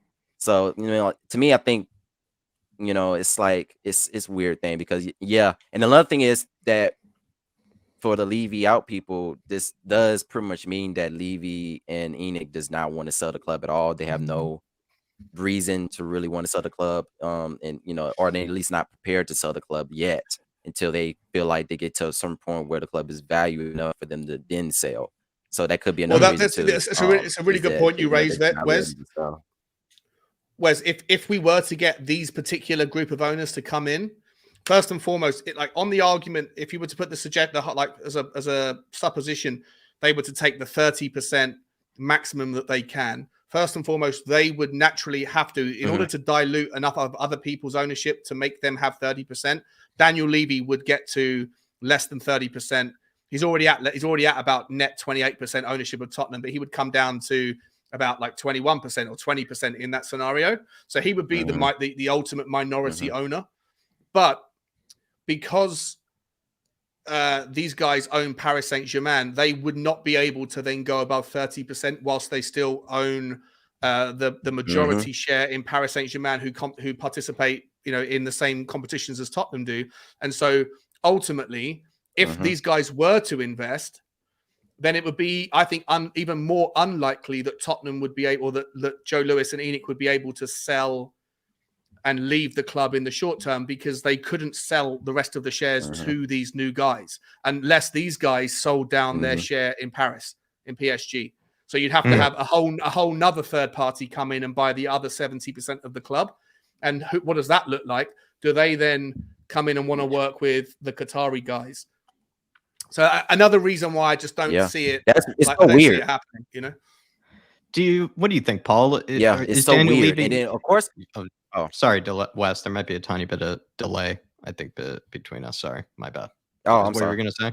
What were you gonna say? I was just gonna say, it's another weird thing is that the Red Bull ownership, and now they own RB Leipzig and then RB Salzburg. It's just that I think RB Leipzig, I think they're technically under that the fan owned rule. They went through like a little cut hole of Yeah. owning that club, so it doesn't really affect them. And even though they're in the same competition, usually with Champions League, because Salzburg has been doing pretty well in the last couple years, it's weird because but then again with PSG, and then say they took a minority or even majority of Spurs, that just wouldn't work. But I don't think the only way the Red Bull organization get away with it is because they are under that fan own rule, even though clearly they're not with the structure they have. Yeah, I That's also how think they the rules bypass the that, rules is how Red changed. Bull is, but it's kind of similar. And I'm like, I don't know how it works. Yeah, sorry, mate. I think also the rules around. I think it was because of the Red Bull situation that the rules then changed around future ownership models that required that anyone who wants to be a participant in 2 clubs in Europe can't have majority ownership in more than one. But for sure, I think all of the things we're just talking about make it even less likely that it's going to happen. Could be completely wrong, and to an extent, I hope I'm wrong, right? Like, because at the end of the day, you have to shake hands, whether you care about the politics or you don't, whether you care about the morals or you don't. At some point, if you want success, you have to kind of just get on board it. And also, we're all hypocrites, right? Like, I saw someone in my comments today was saying, Sean, if you care that much about Qatar, like, don't shop at Sainsbury's, don't shop at Argos, don't do this, don't do that, because Qatar have already got $30 billion. Starts to lead into whataboutism at that stage. Exactly. Yeah, which is a tricky road, if you ask me. That's But yeah, Wes. I know there's a delay. I was going to say that's another thing. I told another fan on Twitter saying how they don't like or what Qatar kind of represents and everything. I do agree with them, but they already have a big hand, like the Arabic area in general, Middle East. They have a big hand in pretty much almost every business that does with football already. So it's kind of like, what can you really do? Nothing. Only thing we can do as fans is like kind of say, hey, we don't really want to support. But then again, is that going to work? Are we really going to progress? Because let's be honest, if they don't go with us, they're going to go to another club in Premier League, and that's just going to be another rival that's going to go even more far ahead of us, even though we're already dealing with 6 other clubs we got to deal with already as rivals. So it's really just going to be another club they take over, and they're going to go past us. So it's like that's the other argument. It's kind of weird. It's weird. It's so weird. It's so weird, and it's weird for our position because we don't want our club to represent a certain thing, and we don't want that kind of stuff to come into the club. But then again, it's like it's up in the air, because all they're gonna do is just go to the ownership with a smaller club, take over that club, is gonna pass by us because they're gonna just pump money in it unlimited, pretty much. Yeah. Paul, yeah. Sorry. I was going to say, have Daniel Levy, have they looked at the landscape and they realized that they need help, that they're seeing how football is going, all this money that's being invested in it, and they realize that they might have to join them, right? They might have to sort of join the blank check sugar daddy kind of league. I don't know if they're thinking it through that much. I think if there's a quid in it, they'll make it. Look, just on the moral thing, I just want to talk about this. So, in my mind, there is no such thing as a good billionaire. I think they are some of the biggest psychopaths roaming around this planet. And whether a billionaire is from America or a billionaire is from Qatar, I really don't care. We didn't ask for all these scumbags to come in the game, but that's the way it is. That's the way it is. All this money's there. So I don't care where the money comes from, because when the whistle goes and we're watching a game of football, that's the important thing. Now, when you're talking about different countries, like the World Cup, everyone is up in arms about it being held in Qatar, and I get that the whole FIFA process was bent. But the thing about the World Cup is you have to hold it somewhere in the world. Now, what country can hold their hands up and have any moral high ground? This is what I don't get. I see a lot of, for what I would term as Western colonial kind of viewpoint, that we're somehow better, and I can say this as being either a British citizen or an Australian citizen. Do the 2 countries that I hold citizenship for, are they morally clean? They're some of the worst countries in the world, man. Worst countries going. Not just the British Empire's got more blood on its hands than the vast majority of empires. And I'm not just talking about historically. I'm talking about right now as well. I'm talking about right now. United States, terrible. So you could say this country's bad and that country's bad. I don't care. They're all bad as far as I'm concerned. And if they're all bad and someone wants to put a quid in and get us the Premier League title, well, we've already sold ourselves, you know? Yeah, Why don't we just And then Colin back- Turner saying in the modern game, you just- have to buy success. Do you agree with that? There's- Like, has it well, reached yeah, that stage? well, Yeah. it always has been that stage, Because the hasn't it? You know, Yeah, Paul. and the good thing is, at the end of the day, even though I absolutely hate with every fibre of my being all this money and bullshit and VAR and gambling and all this crap that's come into football, at the end of the day, it's still football, and it's still a great game to watch. And when the whistle goes, all of that crap, all the politics, all the money, everything goes out the window, and it's just 11 v 11, and that's why we still love it. I think a lot of people agree with you, Paul. I think a lot of people are nodding their head and agreeing with you. Yeah, Wes. And I was going to say that, you know, this all comes down to how the way the way we like buy players and everything, and, you know, just football in general, especially world football. That's why I will, you know, in a perfect world, I would really love pretty much like an MLS style. I know a lot of people don't like MLS, but one thing I think a lot of people do agree is that the MLS as a league, they keep themselves, like every team has a chance to win pretty much because they have a restricted salary and everything. And I would wish to hell that FIFA would somehow make up some type of laws that just restrict, that puts it more of a parity thing around the leagues, or at least have it by UEFA and then CONCACAF. You know, they able to kind of go over each league and, you know, kind of puts that in position to make it more fair and not make it so much less that's about, oh, you have to have the richest owners for you to even have a chance to win anything. I think it should be, you know, I will hope, you know, in a perfect world, that'd be perfect to have like an MLS style system for more parity, for more clubs to have a chance, more clubs to have an even chance to have the best players. But it's just not like that. You know, they made it where you have to buy the best player. You have to have the big time money. You have to have the big time owners who have the pocket to do it. And that's just how football is. And I hate, that's the one part of football I hate, is that it's set up like that. That's why I do like you see, I'm wearing my MLS shirt. That's why I like the MLS so much, because it's a parody with it.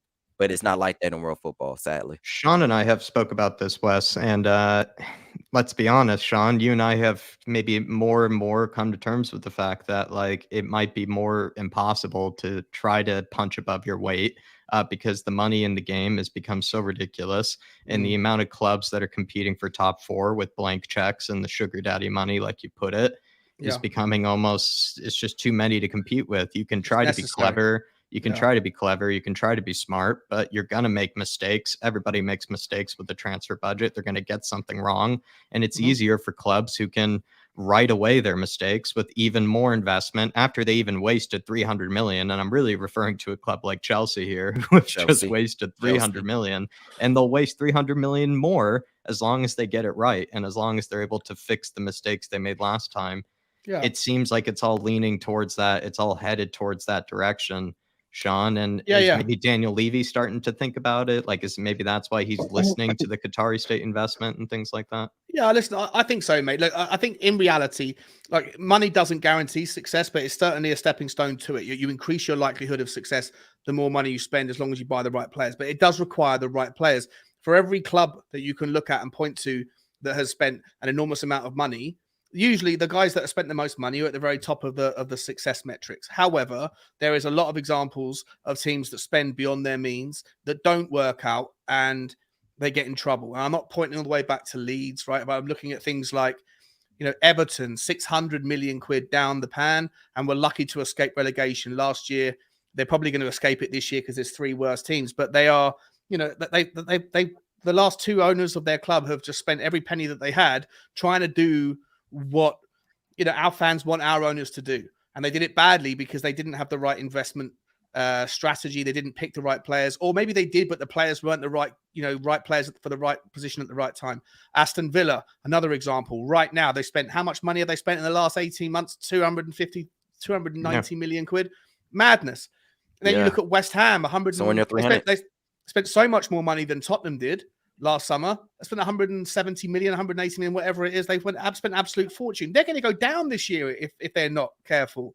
And then you look at Newcastle United, who I know they've got like the ability to write blank checks, but actually they've spent less money than Tottenham have. They've been more smart. Mhm. No, they've been And more they've clever. picked the right players for Yep, the right they have. system, put the right manager in place. And this is where then the argument shifts to, okay, so if it's not about necessarily all about money, then it's about the players that you're identifying. And then you go, well, Daniel Levy's ultimately responsible for the players, the people that he employs. And then you go, so Paratici's not done a good job, or it was Steve Hitchen that didn't do a good job, or it was Paul Mitchell, or whoever it was, right? The previous people that were the directors of football that didn't do a good enough job. But those guys, they didn't come in with terrible CVs. They came in with successful track records, right? And they came in and they did a good job, like pitching themselves in their interview with Daniel Levy. And they came in, and on paper, those guys have got the merits to be able to do it, but they didn't do it. And I don't know how much of that you shouldn't necessarily have to allocate to Daniel Levy. He employed someone that had all the credentials to do the job. The guy just didn't do the job. They've bad at his job, in fact, in a lot of cases. Failed at his job, right? And there's a track record of it at Tottenham. There's a track record at lots of other clubs. And there's a track record of a few clubs that have done very well. Leicester, Brighton, Brentford, for example, that have managed to find the right person to attract the right players for the right money and move them up the kind of the ladder. So it's not as simple as saying, in my opinion, it's not as simple as saying Daniel Levy has failed over 21 years, therefore he's a parasite or a cancer. I think there's so many levels to it, and I think that the argument is simplified by people. And to me, like I acknowledge that at the same time that we are at a point now where if Tottenham want to be able to compete consistently to try and win not the occasional trophy but consecutive silverware, then it's probably going to take, like what Conte alluded to, the equivalent rebuild of about 500 million quid to be able to get enough players in that are high quality, two in every position. And then on top of that, as some of those players start to age and mature and pass their sell-by date, you're then still going to have to spend, after you've done that 500 million quid investment, you're then still going to have to spend 100 million quid every year buying two players to replace the guys out of the top end. And that to me is a consequence not of poor ownership from Daniel Levy, but the biggest problem I find is money in football. Like that is the problem. That is the cancer, or the parasite. It's money in football. It's not our owners. It is the overriding arching enemy that there is too much money, too much inflation, and too high a price for certain players. And for me, at the end of the day, net, you probably have to shake hands with reality. You can't change that. And so if Tottenham do want to get to those echelons where you can compete consistently, then whilst I will never, ever reflect on Daniel Levy as with resentment, I know that, and that's why I can't align myself with the Levy out movement personally, because I think it's built on based on resentment of our owners. I'm happy for him to move on. He's probably taken the club as far as he can. But for me, I don't like it. But the reality is you probably do need someone who's going to come in and drop a shit ton of money. And hopefully you have the guy in there to spend it in the way that can close the gap and then keep us up there.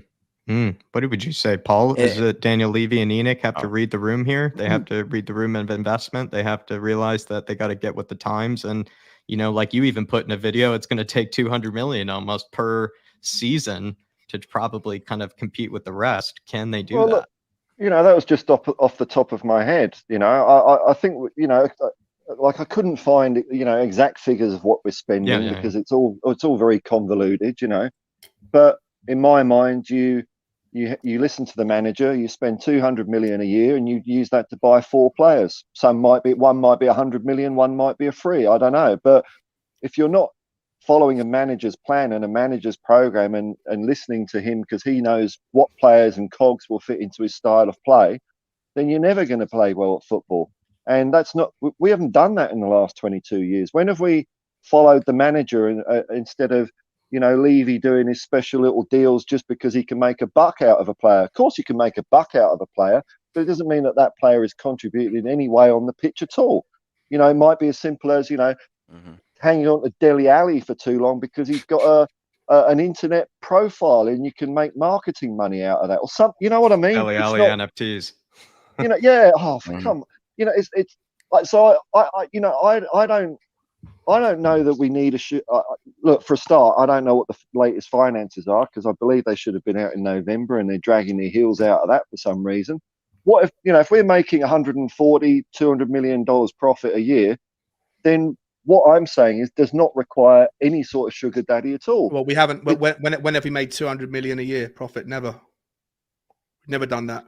Well, I don't know. Our record profits were 2019. We made 80 million. 2020 we because of 2020 2021 we lost 80 million. We haven't seen this year's figures yet, or we haven't seen the figures from last season. They should be out. Well, I don't know why they're not, but people are suggesting they're not in your means anymore. It feels like what are people suggesting they might be? Sure. Well, some people are saying that there's going to be 130 million quid profit on there. I'm not sure where they get. I'm not sure where they're getting that number from, because we had that won't reflect the Champions League. Like, you have to wait another season before you get this year's Champions League revenue. Baked into the numbers. But I'll expect us to return to profitability this year on this year's figures. But when there's no chance we're making 200 million quid profit. Never. Okay, well, say it's 130. Say it's 100. You know. Yeah. So someone chip in 100. You know, when they sell it, they're going to, make quite a lot of money out of this little investment they made. They've put in, from what I can see, I mean, Sean, you might correct me if I'm wrong, not much of their actual own money. They've borrowed a lot on behalf of us. Yeah. So we're paying for the stadium. It's not like we've got some, benefactor that's very kind. We're paying for everything, Yeah. Okay, they got some compulsory purchase orders done on a mechanic. Yeah, well done. I just think this is the thing. This is where I've had to come to terms with the reality. Like, for me, I own 4 businesses, right? So I know that you need to put some money in to get the business going, right? But if after a certain period of time, if you have to, like, if your company can't make ends meet, if you are constantly running at a deficit, if you're running on credit, if you're a credit cards lifestyle type of person, that's a problem. If you're running a government and you run to a budget deficit, that's a problem if you do it consistently. If you're a charity and you can't make ends meet, if you're a business and you can't make ends meet, that's a problem. Football is the only industry where success is, like, dependent on this day and age, owners, like, propping the thing up, right? Like, it shouldn't be that way. And I admire Daniel Levy and Enoch to have taken us from where we were, a team that was consistently bottom half of the table, sometimes in relegation scraps, to a team that has afforded us the availability of debate as to why we can't compete for trophies, why we can't compete with Manchester City for the title. They've done all that whilst living within their means. Nobody else has. And I think that's something to be, like, admired. But unfortunately, if you want to go that next step, all the teams that are above us, they don't live within their means, with the exception of Manchester United, who are a money printing machine, because they have, like, a brand value that is 5-6 times larger than anybody else's. And so, like, they're a different elephant to us. But everybody else, Chelsea, City, Liverpool, actually, another example of someone that does it the right way. But they've had a brilliant track record of transfers, right? They've sold players at peak value, reinvested the money well. Tottenham, one of the biggest problems with Tottenham is the fact that we have spent a shit ton of money on players that haven't turned out to be any good, and we can't get them off the books. Like, 3 of our 4 highest ever transfers are still at the club, but they're not playing for us. Lo Celso, Ndombele, Sanchez, right? Not playing for these guys. Were in the top 5 or 6 transfers, money spent. Reguilon's another one we've ever spent. We can't find buyers. Only sold one. What's that? Sorry. Yeah, we only sold one of them. And that was the one went to Ajax. Yeah, and Bergwijn, exactly, right? So Bergwijn's the only person we got off the books. Everybody else that we spent big money on, they're not playing for us, apart from Romero, and we can't sell them. That's a massive problem. The reason why Liverpool seem to be able to kind of do it is because they do sell players at their peak value, and then they reinvested it brilliantly with Virgil van Dijk and Alisson. But so there's more to it than like the simple argument that is sometimes pushed out to people, I think. You were going to say something earlier? I know we got to. Yeah, Wes. Oh, I know we got. I know you should about to move on sooner or later, but my last thing on this, I'm like, that's why I'm kind of in the middle of the whole Levy thing, because to be honest with you, I think they know they want to invest. They need to invest real money into the team, and I know at the long run that would actually help them, because that would bring value up for the club, which would be better when they have to sell the club, when they finally do sell the club or whatever. But at the end of the day, they don't want to spend crazy and then it fails, and then we see ourselves on the bottom table, and then they lose value for the club for all the money they did put into the club, and then we're not even making profits no more because we spent so much money. You know, it goes into all that with Levy and everything. I think they're trying, and he done said it before. He done actually said it in letters. He's trying to protect the club. They're trying to make sure it's stable for the club, because they don't want the club to go down. They don't want to lose the value of the brand that they have built. So I'm in the middle with Levy because I'm like, they're great. They've been doing good in the business side. They're trying to make it like what Liverpool is doing, kind of, you know, where but I think they probably need to focus the money on those aspects, focus on the youth academy. The scouting needs to be 10 times better. If they focus their money on that kind of stuff, I don't think fans will be mad, because then we'll start seeing that on the long run. Just that it's not going to happen immediately. That kind of success is just not, you know, we're not finna get a whole bunch of good scouts and out of the blue sky we just start having great players come to the club out of nowhere. That's going to take like a couple years, and we're just not the fan base to really be that kind of patient, because we haven't won a trophy in over 15 years. So, you know, it's a weird position that they're in, and they're in dire straits almost. That this could be a possibility with the news we got, that they could be looking for a sugar daddy, as we're calling it, because they know that they need to invest in the team, but the way their structure is, they can't make the money to compete against that top 4, top 5 teams that's been doing the last 20 years. I don't think it matters. I don't think it matters whether, you know, we live within our means, or we have, you know, a huge investment of money. Over the past 22 years, the board has shown that they just waste the money. Their football purchases, on the whole, have been diabolical. Like, you know, like Sean says, we've got a load of players we can't get rid of. So whether we're spending £100 million or £1 billion a year, we're just buying shit, because we're not listening to football experts. And that is a fundamental failing of the board, you know. Oh well, we are listening to football experts. We employ football experts, but they've just been very bad with their, like, it's not that Daniel Levy isn't the guy who bought Ndombele, Paul, right? Yeah. Like, Ndombele, like, he's the guy who gave him 60 million to find a creative midfielder to bring into the team. So he tried to replace Musa Dembele, right? He went out and spent 60 million quid on the back of a recommendation from a whole bunch of scouts, and whoever it was it Mitchell or Hitchen at the time? Hitchen at the time, who went out and paid for it. Same with Davinson Sanchez, same with Brian Hill, same with Reguilon, same with Bergwijn. Like, it's not Daniel Levy that's sitting there playing Football Manager and going, let's go and get that guy. There's recommendations. But and this is the point I make, right? Like, I'm not trying to defend it, because we're shit at doing it. I completely agree with you, Paul. We are fucking useless at our identification and our acquisition of talent. But he is employing people that on paper are incredibly competent at their job. They just happen to be absolutely dog shit when they're doing it for Tottenham. And I don't know, like, I don't know what the argument. Well, but like, who falls now for hiring these people and giving them perhaps too much of a control over they buy? I mean, really, to me, the football director, the person buying and selling the player, should be listening to the manager. So Levy is setting a structure where he's hiring the director of football and saying, right, you're the guy that decides whether to buy all players. I'm going to do my own little side deals over here and wreck people's careers just to make a little buck over here. But Levy has set that structure up. I get it. He's I get it. Ultimately, the buck stops right at the top. Of course, it does in any organization. Yeah. But if we're going to play that game, I've had this debate a million times. If you're going to play the game of the buck stops at the top for all that's wrong with the club, then you also need to allocate everything that's been right with the club also at the top.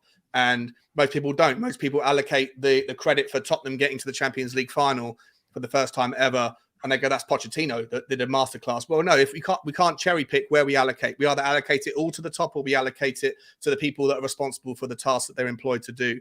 And to me, I don't know, like Fabio Paratici has a good track record, right? If Fabio Paratici, his history was enough of a reason to give him the job at Tottenham, if he fails to find, like, he's identified some players that have turned out to be good, some players that have turned out to be really bad at Tottenham. But if he ultimately fails at Tottenham, like, Daniel Levy wasn't just cherry picking that guy at random when he went into a local McDonald's and went, "You'll do for the new job. By the way, can I get a Big Mac, please?" He looked at a long list of short list of potential candidates to do the director of football role, and he chose him on merit. And it's not like anonymous merit. There's a reason why he was chosen. So I think that a little bit more blame needs to go into the direction of the real problems, which are, for me, haven't been lack of spend. It's been wrong spend, inability to offload the players that don't work out. And there's definitely a lot of blame that goes to Levy, but not as much as it goes around, in my opinion. I think you can cherry pick. I think it's very valid to cherry pick. And, I'm not going to go, oh, blimey, Mr. Levy, Governor. Thank you so much, Lord Levy, for one Champions League final and a League Cup. I think the point, Paul, is that perhaps he could have maybe then fired maybe Hitchen sooner in your case, right? If Hitchen was continuing to deliver shite players with, the budget that he was giving him, maybe then if Levy had a more hands-on approach, he would have probably fired Hitchen sooner in that case, right? Because Hitchen was using up his budget. Like Tyler says here, when he was given the money, or when he has given the money, we haven't got the right players in. So now he is even more hesitant than before to give more money. But hopefully he trusts Paratici this time. Yeah, I think it comes down to the structure and the culture of Tottenham Hotspur. And with one notable exception, which I'd say would be Chelsea, which has got had a revolving door of managers. There's no club that gets success without the big guy in the seat. Your Alex Ferguson, Arsene Wenger, Klopp, Guardiola, whatever. Any of these players, if they're a bit part in someone else's play, they're not going to perform well. They never can. And it just seems to me that the culture itself of Tottenham Hotspur is not a football club. Mm-hmm. It just doesn't feel like a football club. We had Poch in for a while, and on the verge of success, we pull the plug on him and sack him. I mean, it's a sad state of affairs, man. To me, football is simple. You have the manager, you do what he says. Your only hope is to do what he says. If you think you know better, if you allow players to go behind the manager's back and have a quick word with Daniel Levy and say, oh, the manager's being a bit rough on us, we need a new manager, we'd have success. That's not how a football club should run. Yeah.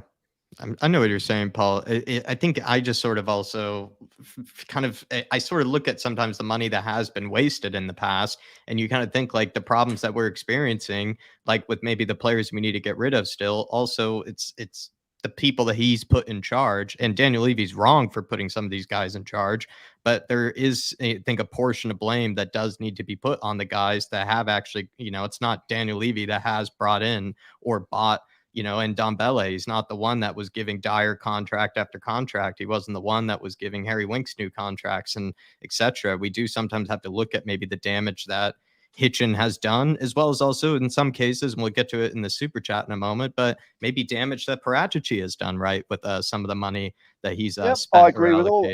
But I agree with Daniel Levy. Maybe he needs to offer more money, I would say, to these guys, so that in case they do get it wrong, there is more money to fix maybe the problems that we create. I agree with all of that, but the culture of Tottenham is the manager is not the boss.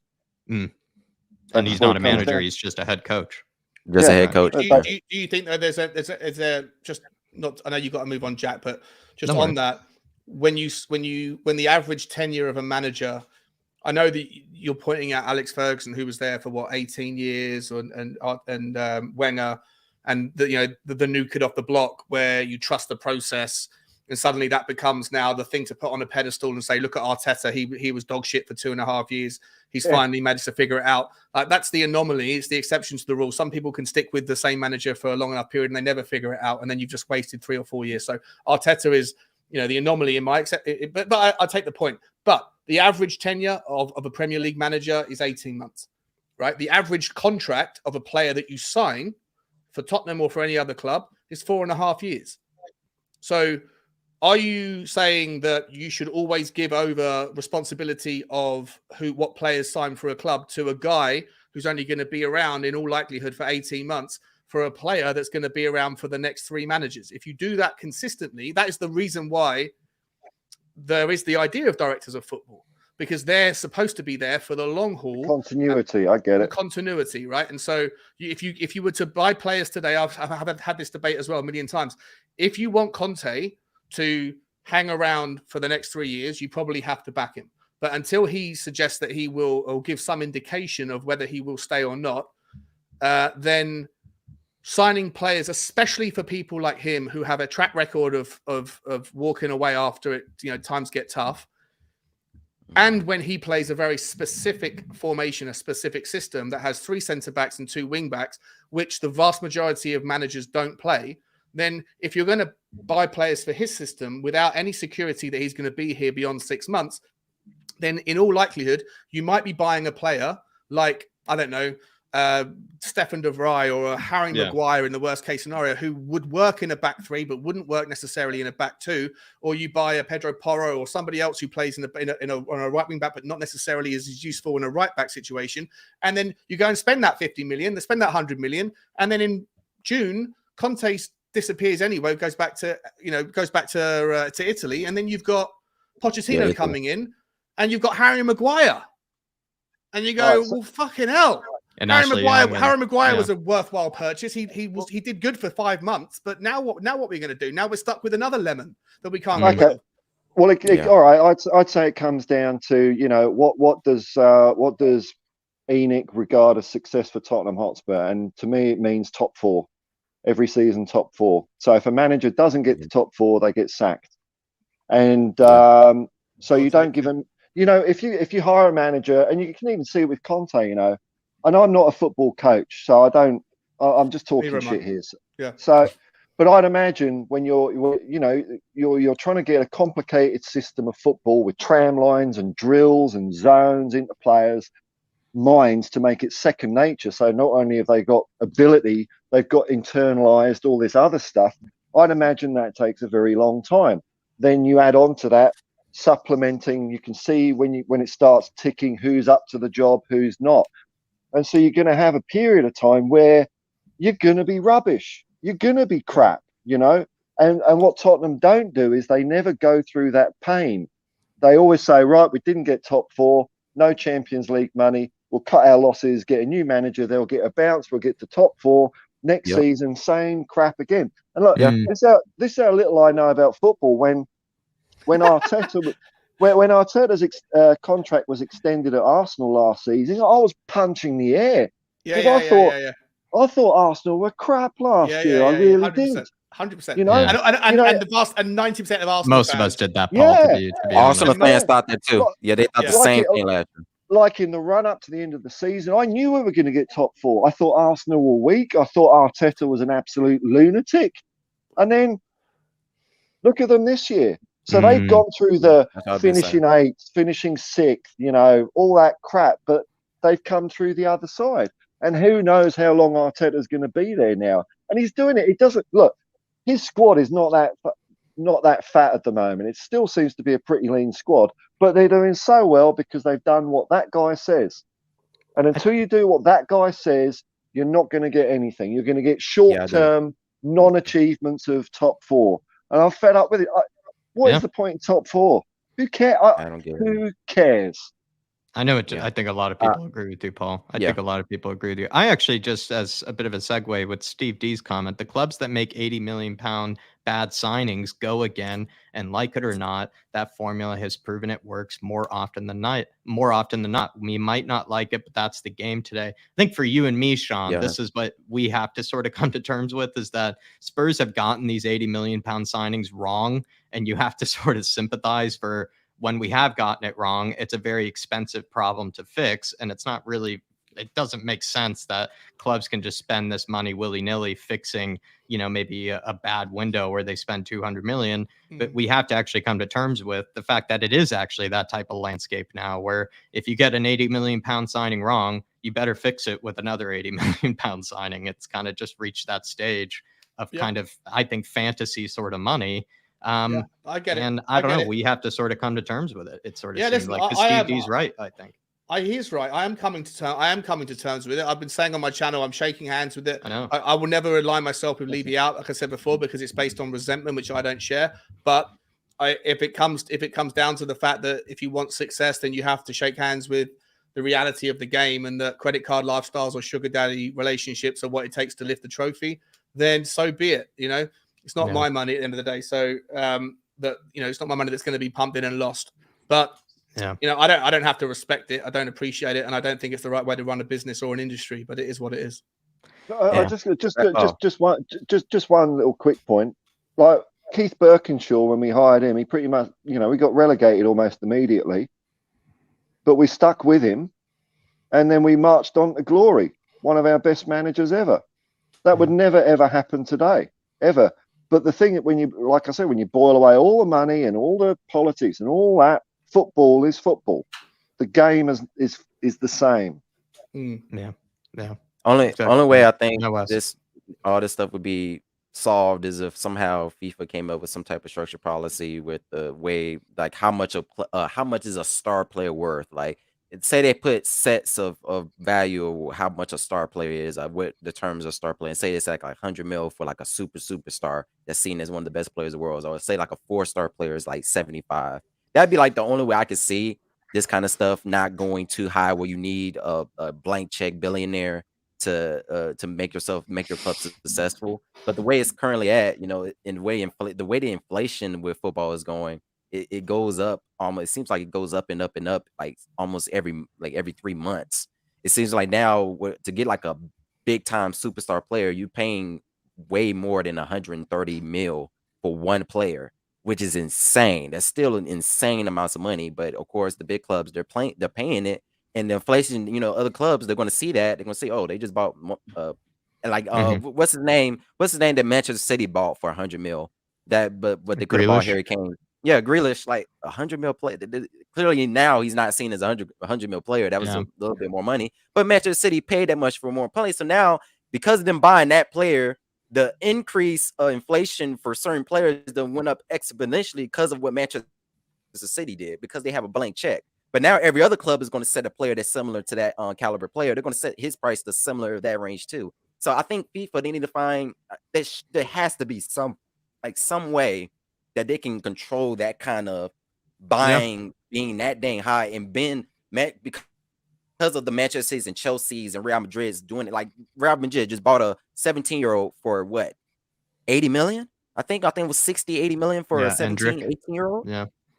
Now you're going to see like any other 17-year-old that's seen as a big time player coming out of Brazil or something like that, they're going to want 70 or 80 mil for him, which is insane, you know? So it's a lot of these big clubs that got the blank checks. It's kind of their fault of why the inflation of certain level of players that went up so high so quickly. And I think FIFA has to find a way to stop that kind of stuff, because it's just going to get worse and worse. Yeah, and, you know, I'm with you. It's just going to get worse and worse. And it's nothing like clubs like us who are trying to do it the right way, trying to do a business model that's still profitable, and still have some type of relative success. It's not going to work out for them unless they're making a whole lot more profit to actually just be able to spend for no reason. Yeah, I think a lot of people agree with you, Wes. Have to get to some super chats here, everybody. And then I think might actually just sort of start to kind of casually end off the show. It's been a really good discussion here. Hennessy, evening, gents. Hope you're well. Come on, you Spurs. Praying it looks like Hennessy is for a win, maybe this North London derby. And Hennessy, it's been a good chat. Hopefully you've enjoyed whatever you've been able to catch of it, my man. I really do appreciate your support, and was not trying to interrupt them at any stage. Wanted to kind of keep it flowing, and so hopefully you can understand that, Hennessy, as well as to Bottom Duda here, saying we have discussed a lot about the club, the coaching, the staff, and the players in the last few weeks. What are your thoughts on our director of football since the summer window? Not one interview. We haven't gotten a Paratici propaganda interview yet, which David and I do really enjoy getting to sit down with Fabio the Don and see what he has to say when it comes to explaining the transfer budget, explaining the signings, the direction of the club. Because for me, to Bottom Duda, I feel like those videos have been criticized very heavily. I can see why they've been criticized, but I kind of like them, because even if maybe you don't want to believe any of it, or even if it is just sort of Paratici kind of let's say polishing himself or kind of making himself look better than what it was, at least we are getting him, you know, facing the Spurs fan base and facing kind of the camera to at least some, you know, extent, where it felt like during the Hitchin days, during the Paul Mitchell days, like we would have a lot of pretty atrocious signings and pretty directionless transfer windows, and they wouldn't really stand in front of a camera or anything to sort of explain what maybe they were doing or what maybe, you know, the plan was. Whereas Paratici at least has, stood in front of a camera and is in some way tried to explain whatever it is that Spurs are trying to go after. And even if you believe him or find him to be full of horseshit, like, I just think that it's good thing at the end of the day that he's in front of the camera and he's speaking to us. This last summer window, I think a lot of us probably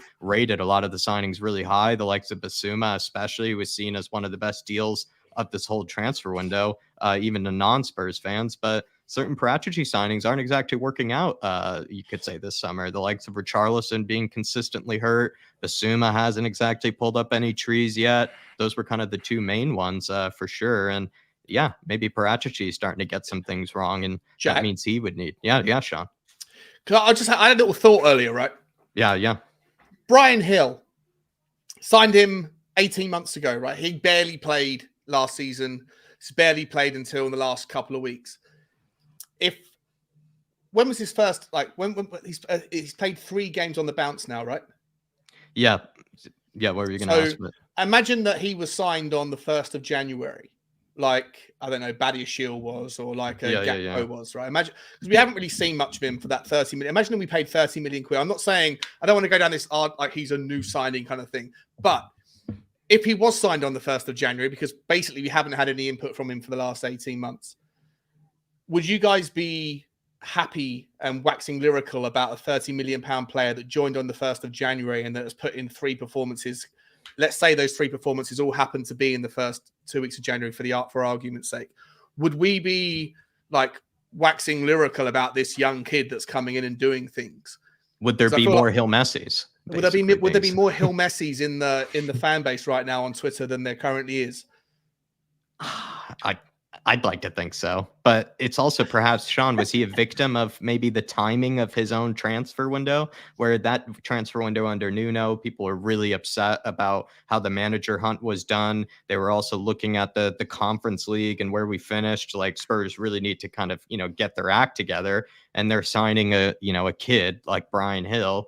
You could see why he came to be a victim of maybe Spurs fans' sort of expectations, which were the right expectations of, we need to get our act together after an atrocious season. We've just put Nuno as our manager, which isn't convincing. And now we've signed this beautiful long-haired, Hill Messi that who knows what he'll actually be in the future.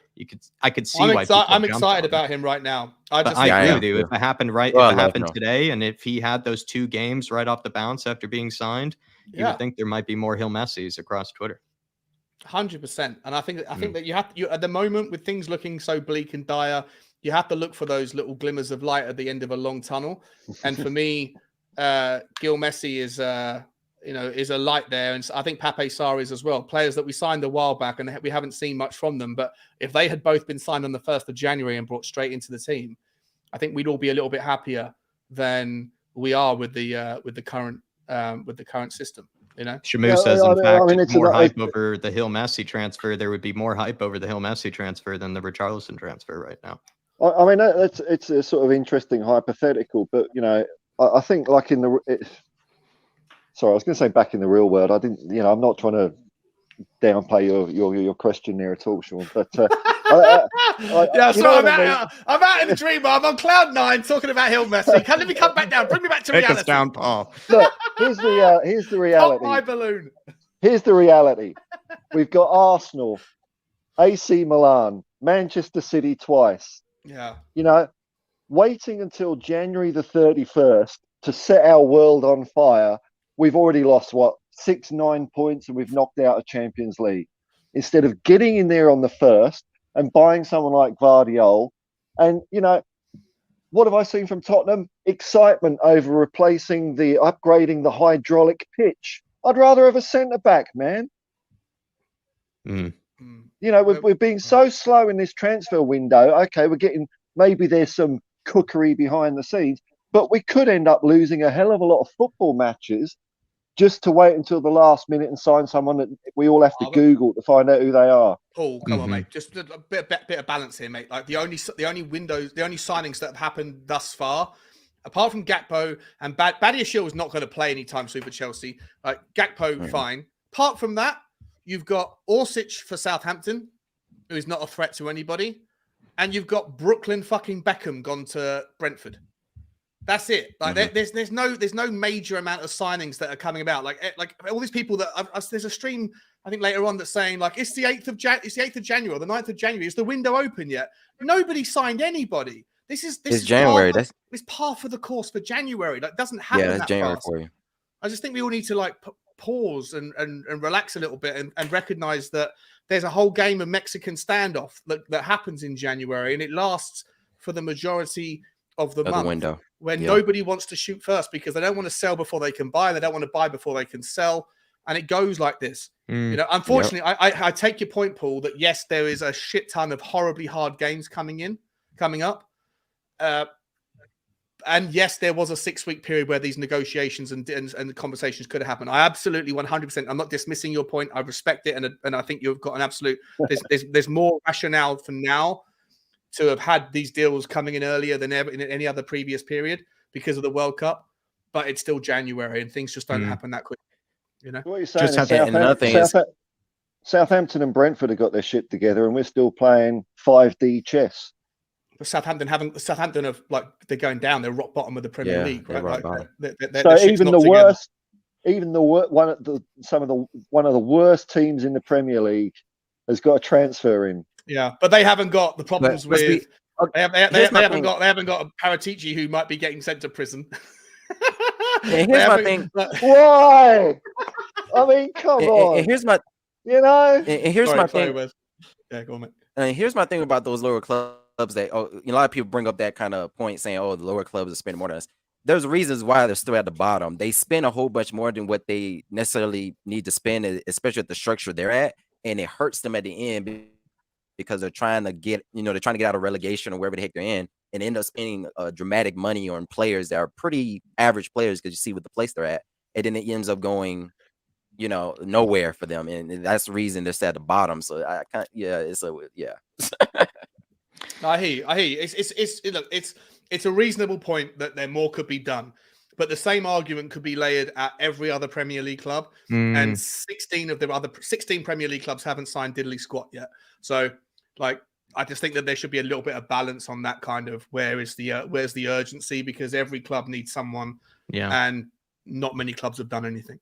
I see what you're saying. At the bottom, Duda, when's Paratici's next interview? Perhaps it's going to be from prison. Let's hope he has a good Wi-Fi connection from there, and he's got a good camera set up as well and a good microphone, because you never know. You never know. Hopefully he can explain his transfers from the prison cell. Pick up the bottom, Duda, and I'll answer it also as well via text message to you. It's a good question, my man.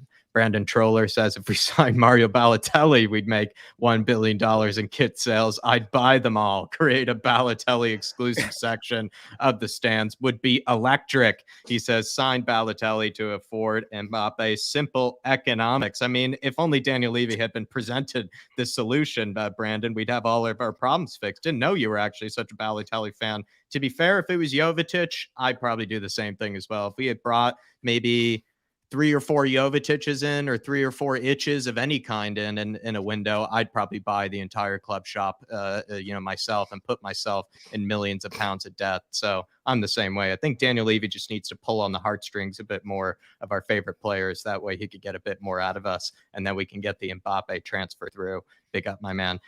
Paul, do you have a player that you would buy 1 billion pounds of kits in if you could? Oh, wow. I'd have to think about that. Has anyone else got an answer? For me, it would be if we could have at least 6 itches brought in the January window. I would probably buy all 6 itch kits, and then I'd buy them over, 600 You know times. What? He's not $1 billion, but I thought McAllister was good in the World Cup. I don't know what his form's like for Brighton, but he was good. And I think it's just funny. Well. But he's a very good player for Brighton, but he cost Brighton, I think it was 6 million. Yeah, and he came from a place called Argentinians, like Young Argentinians, which is some club in Argentina. And then he got loaned back to the big club in Argentina, Boca Juniors, and then he came back. So he spent 2 years playing for Brighton, but not playing for Brighton. Back on loan, came over and he's absolutely smashed it. 6 months later, he's a World Cup winner, and now he's valued at 60 million quid. And Tottenham are apparently linked with him, just like every other player that we could have had, didn't want, and now we're willing to maybe pay the top whack of a player that probably won't get any better than he already is. We need that recruitment department. We need that recruitment department. Yeah, And, that's Todd what I'm Bowles saying. just went out and tried to buy their recruitment department. Even I think so. I've seen. Wes, you were gonna say who would you buy $1 billion of kits of? If we had like a personality of like a Zlatan Ibrahimovic come to the club, that'd be someone I'll buy a whole bunch of kits of, because I know I like that. he's gonna speak his mind regardless. He don't care if nobody agrees with him. He does not care, because it's all about Zlatan. It's all about Zlatan. Were we linked to Ronaldo as well? No, I think Ronaldo no, would no. buy 1 million of his own kits, Yeah, to be yeah. honest. Yeah, he's right. Yeah. And then Let's be send real. them out to the world. Brandon, it's a good question. For me, it's Jovetic. Paul, did we get a player off of you yet? I'm not sure. I just pulled McAllister out of my arse. I mean, I don't know, $1 billion. What That's player a lot would... of characters on the back for Levy. That would be quite expensive if he had to print McAllister 1 billion times. Well, look, why not get the best? Why not just get Messi? That's it. That'll do. Mm-hmm. Well, that's if we get those Qataris in, maybe part of the relationship could be that sometimes Paris could do some loan deals this way, and we could send. Hey, you know what? We'll send Emerson that way. We'll take Hakimi this way. Thank All's you very fair. much. All's fair in that case. You know, if we did get some Arab money into Spurs, can you imagine? I mean, we're already hated by all the anti-Semites and Nazis in the world. That would bring in a whole load of other people. Everyone. Absolutely everybody. Yes. William Kelly, Us when against the world, Paratici Paul. gets the sack of his Dodge deals at Juve, when Paratici gets the sack for his Dodge deals at Juve, who then gets the blame for hiring him? Levy constantly dodges the bullet, but his day will come. I feel like, Paul, you're nodding your head here. Do you feel like Paratici, once he gets the sack and gets thrown behind Italian bars, who's left for the finger to be pointed at? Well, that's it. That's what I'm saying. He's the recruiter in all this, you know. I mean, it's nice. I mean, having a football director that's going to manage Wormwood Scrubs 11 against the Wardens or something like that. But I don't know. Buck stops with the top, doesn't it? It does. And guys, you know that I play devil's advocate a little bit, right? I'm always just pointing out like the opposite side of the case. And yeah, 100%. Like Paratici, if it turns out that he is going to face, consequences for his previous actions, and at the same time that there could be trouble. Yeah, again, you have to blame somebody. It's still not going to solve our recruitment issue, though. You know, I don't know who we go to next. Who do you go to? Do you go and buy the Leicester director of football? Do you go and hire the Brentford scouts who found Ivan Toney? How much do they pay for Ivan Toney? Like 3 million quid or something silly, right?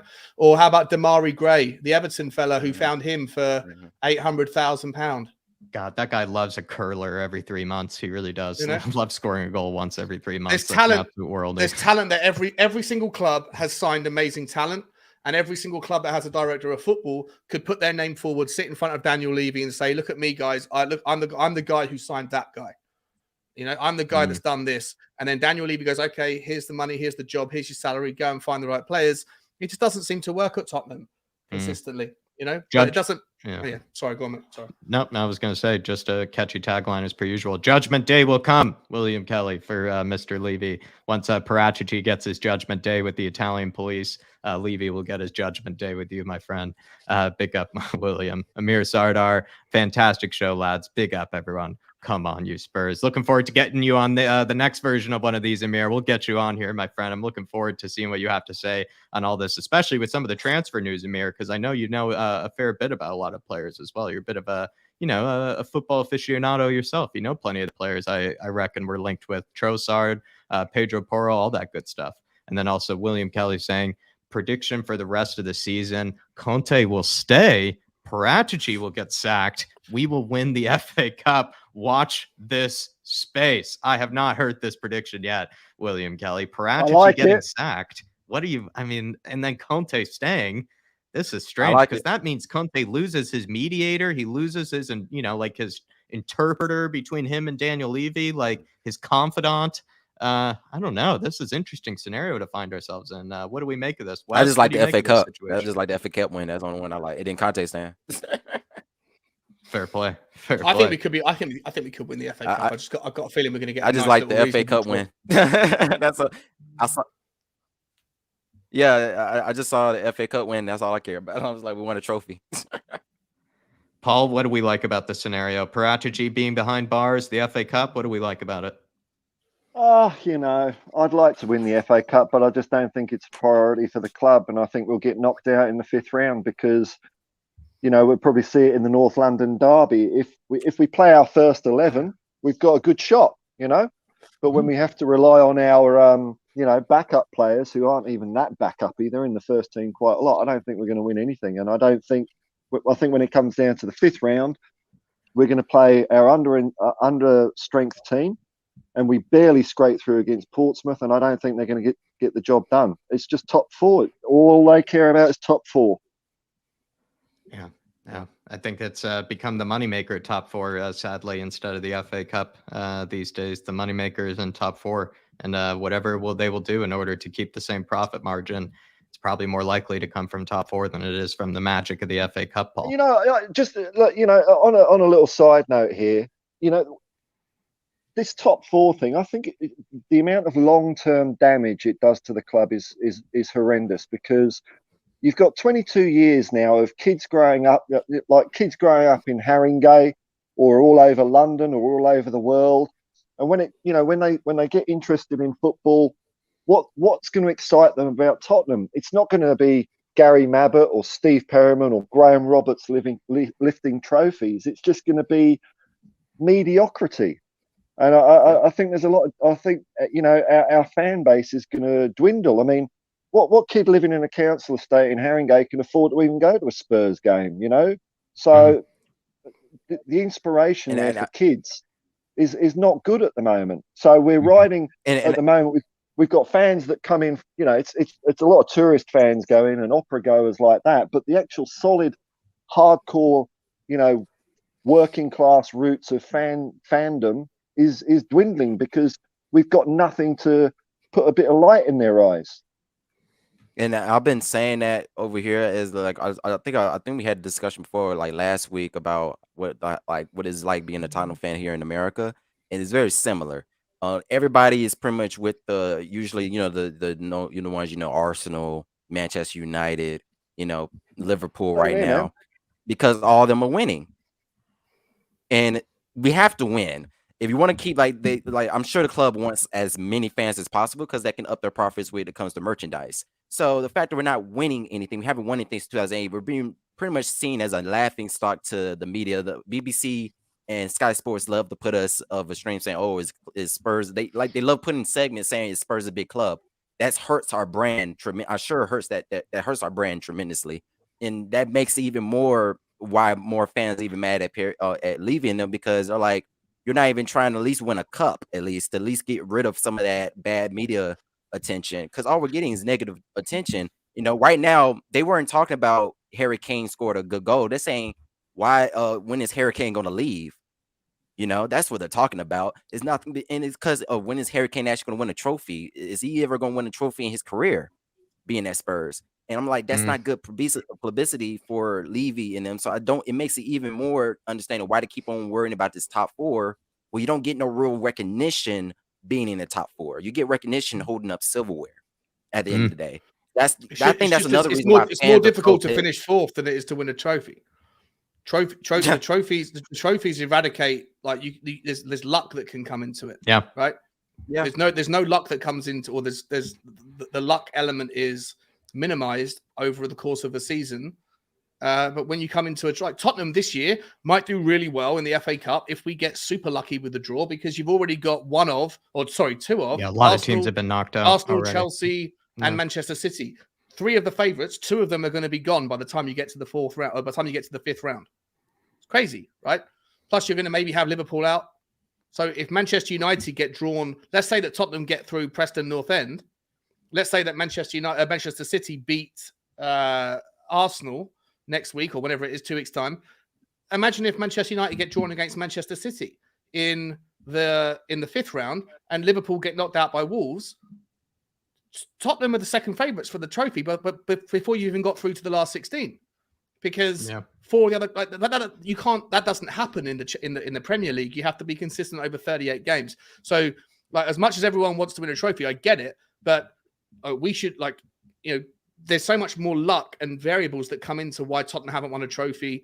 If Tottenham had beaten Manchester United in the penalty shootout in 2000, I think it was 12, we would have the same amount of trophies under Daniel Levy in it because we would have had under any other ownership on a 10-year rolling period. Not to mention all the other finals we've got to, the semi-finals we've got to.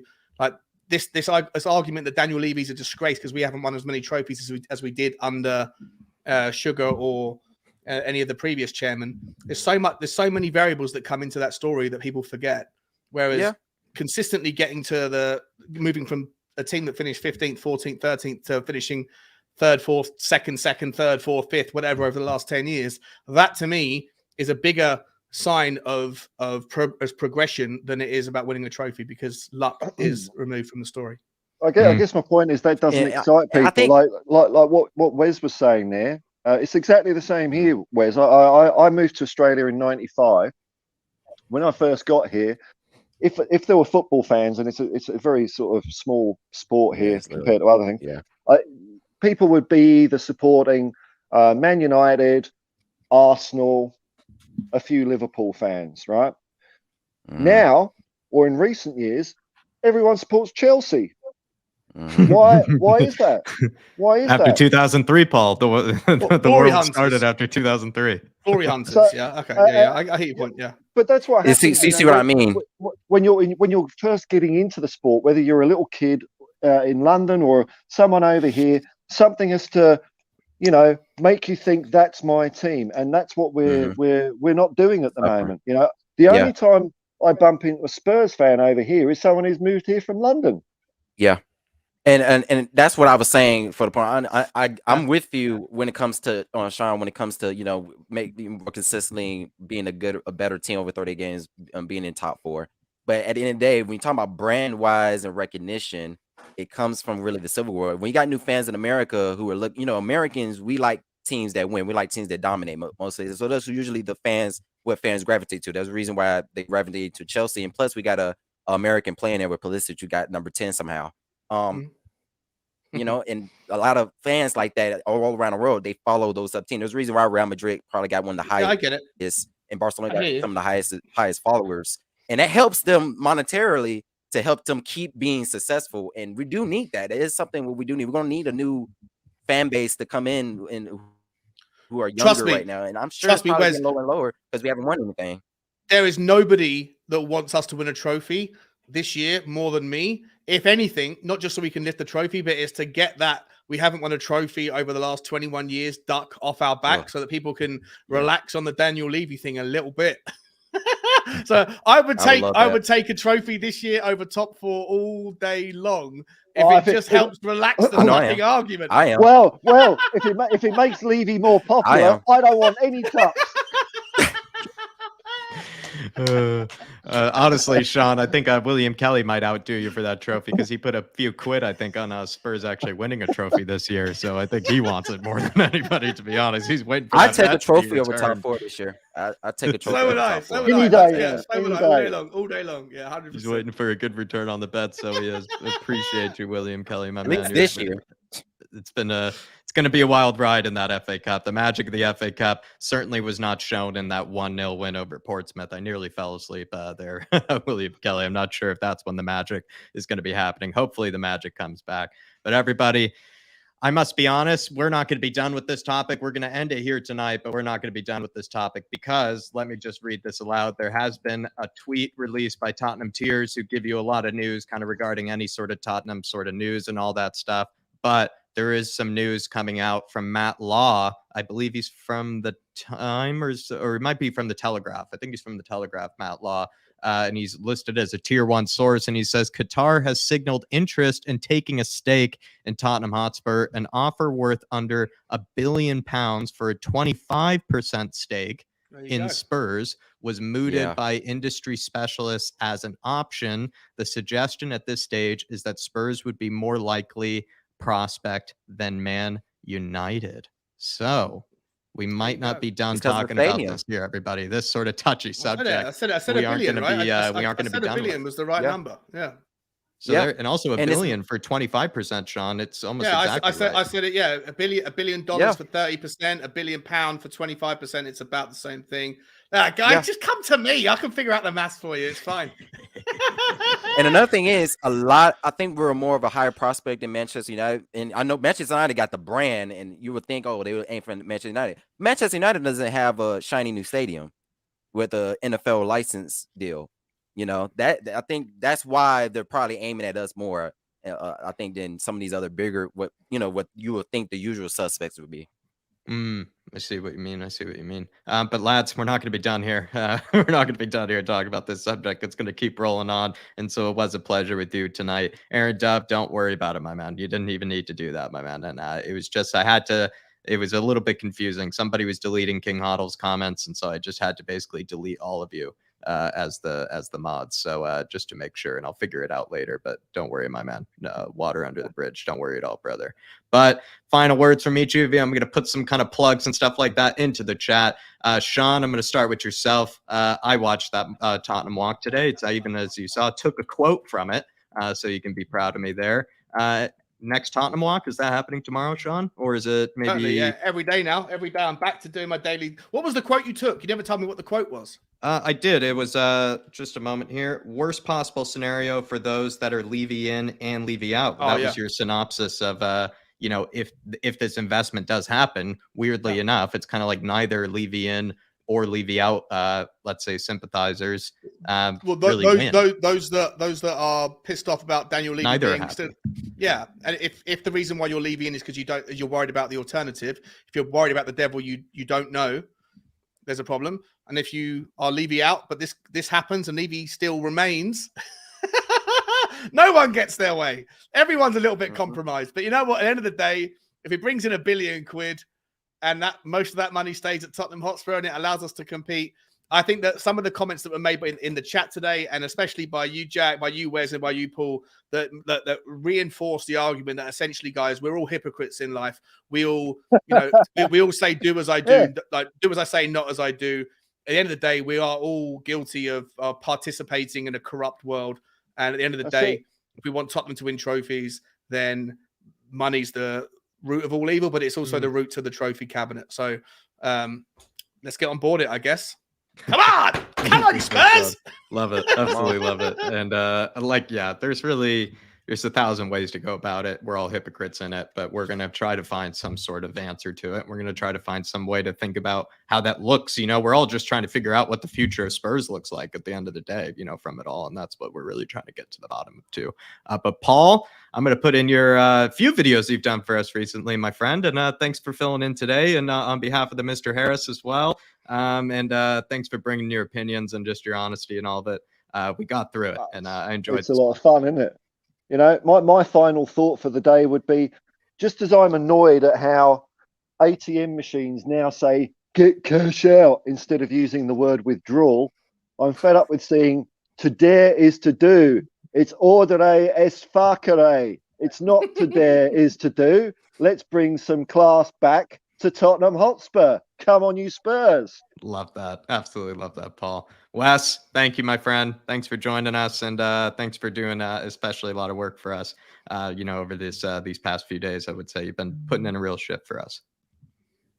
Yeah. And that's another reasons why I like this class so much. I like the to dare is to do, signal on words that we got. So I kind of fell in love once I saw that all around the whole stadium and everything. So I agree. We need to get back to that. But at the end of the day, I'm just saying that, sadly, the way FIFA has this all set up, the way football is set up, it all has to do with whatever club just has that blank check to just keep on spending big time money on players until one of those players work. And we got to be kind of able to do that in some sort of fashion. And I know Levy, they're trying to do the basic model where, they make a profit and use some of that money to go. And it's not going to be leading to much success if we don't get lucky with some of our signings and stuff of that nature, which we have recently with Kulusevski, Bentancur, players like that. But it doesn't mean it's just going to go straight into, we're going to be winning everything consistently. Only way you can do that is you have to have some type of ownership that has a blank check. And that means Qatar ownership or any kind of ownership that has blank checks like that. And that's what we're going to have to deal with. and that's my final word on it. I think it's it's a tough subject that we dealt with today, and I think we all got out of it still loving each other and still loving Spurs, and still kind of feeling like we were all heard, and we all got to feel like one opinion wasn't valued over another, and that's sort of all the things that we practice, I think, on this channel. I think we all got out in one piece, which is exactly what we wanted as well. And Louise Sherman even saying, great panel today on a grim cold Monday, working from home in Minnesota, and with the business talks often making my eyes glaze over, at least some laughs today. We tried to get some laughs in there as well, Louise. Really do appreciate it. But yeah, lads, I think we're going to leave it there. We're going to catch you on the next one, because this is definitely not going away. It looks like this news around the Tottenham Hotspur takeover and potentially some extra investment coming into the club. But everybody, we're going to leave it there. Hit a like button on your way out. Come on, you Spurs. And at least for me and Conte, I trust. Come on, Spurs. Come on. Spurs. Everywhere we go.